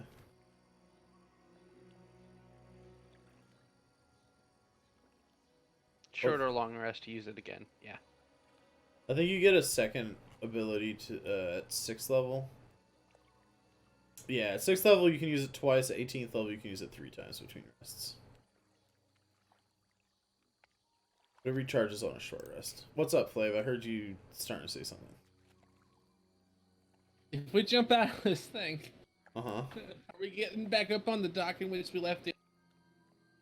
If you jump out of the ship, currently you're at the bottom of the ship, which is below the level of the docks by about 30 feet. Jumping out of the ship, you guys are gonna jump into the water. In the cove here. How far is the water from the ship? I said about 20 feet. 20 feet? Yeah.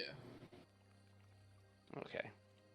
Well, yeah, the water will break her fall. I was just thinking, Resh, you might want to change your mind and, spray the water so we could walk on it, but that would be painful for everyone to land on.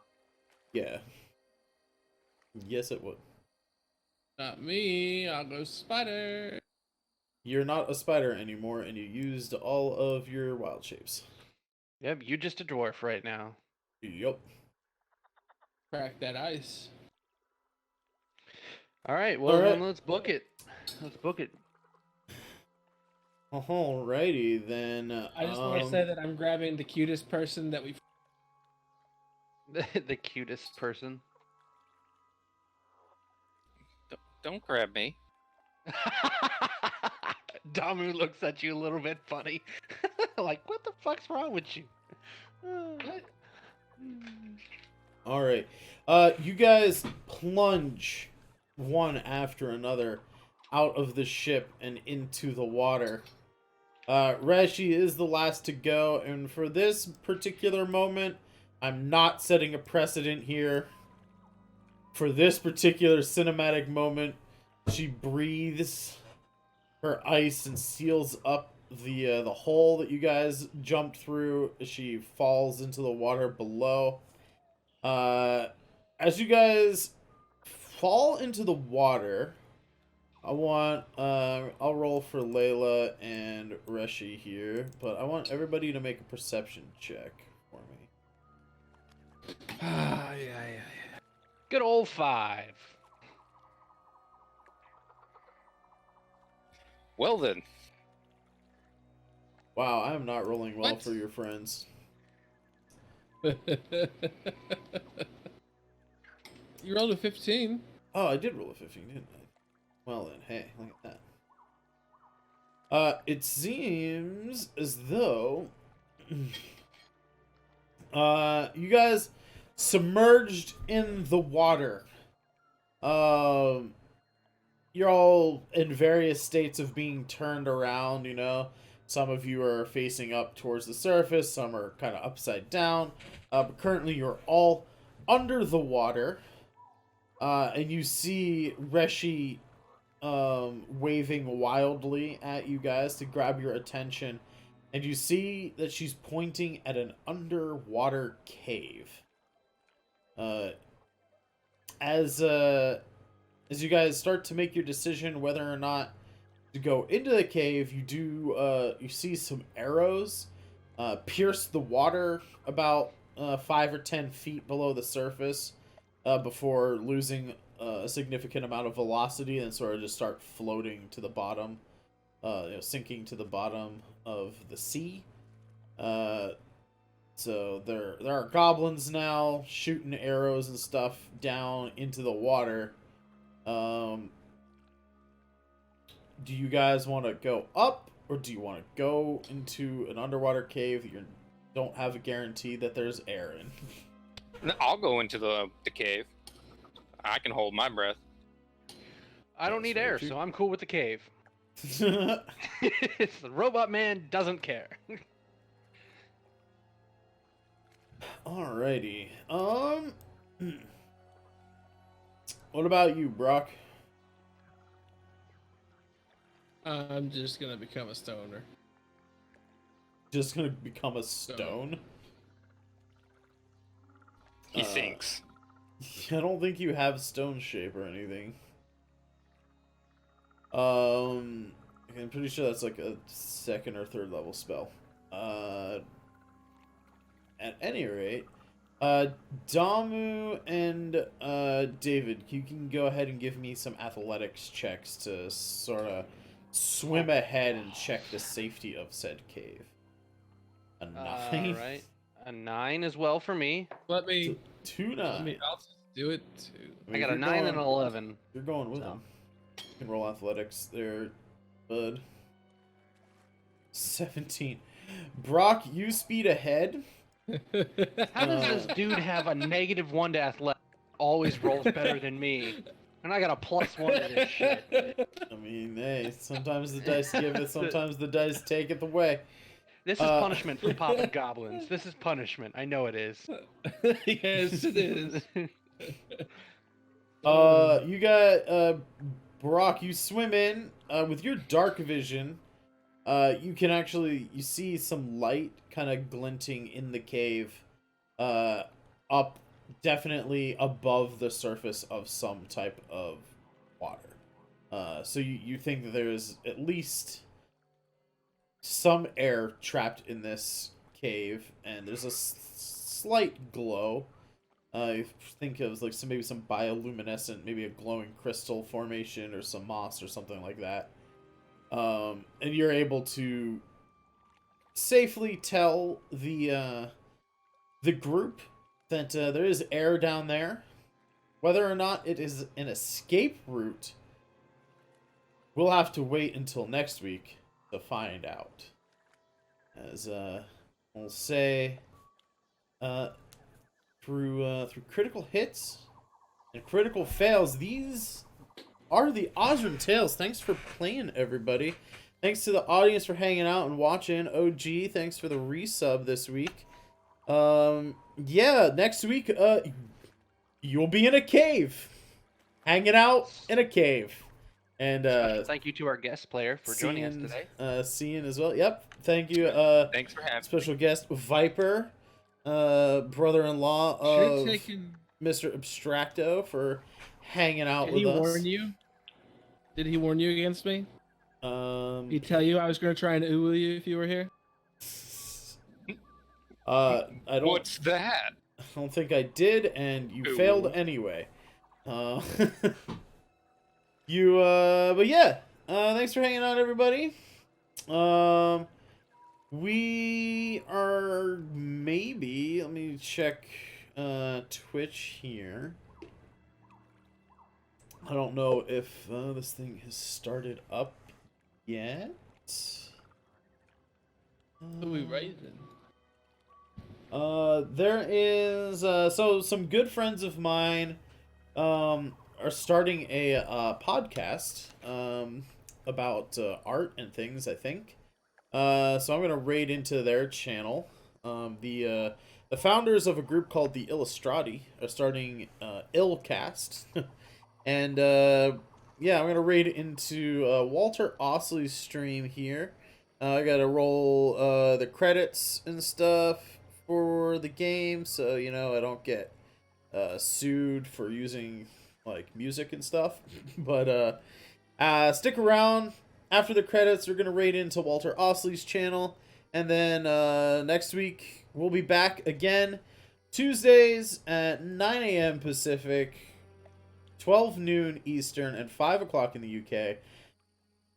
Fingers crossed, knock wood, that Reshi will be back in action with us, and hopefully Mr. Abstracto will be here, and I will be essaying the role of Layla for a week, and then hopefully week after next we'll have our entire group, hopefully. Fingers crossed, everybody.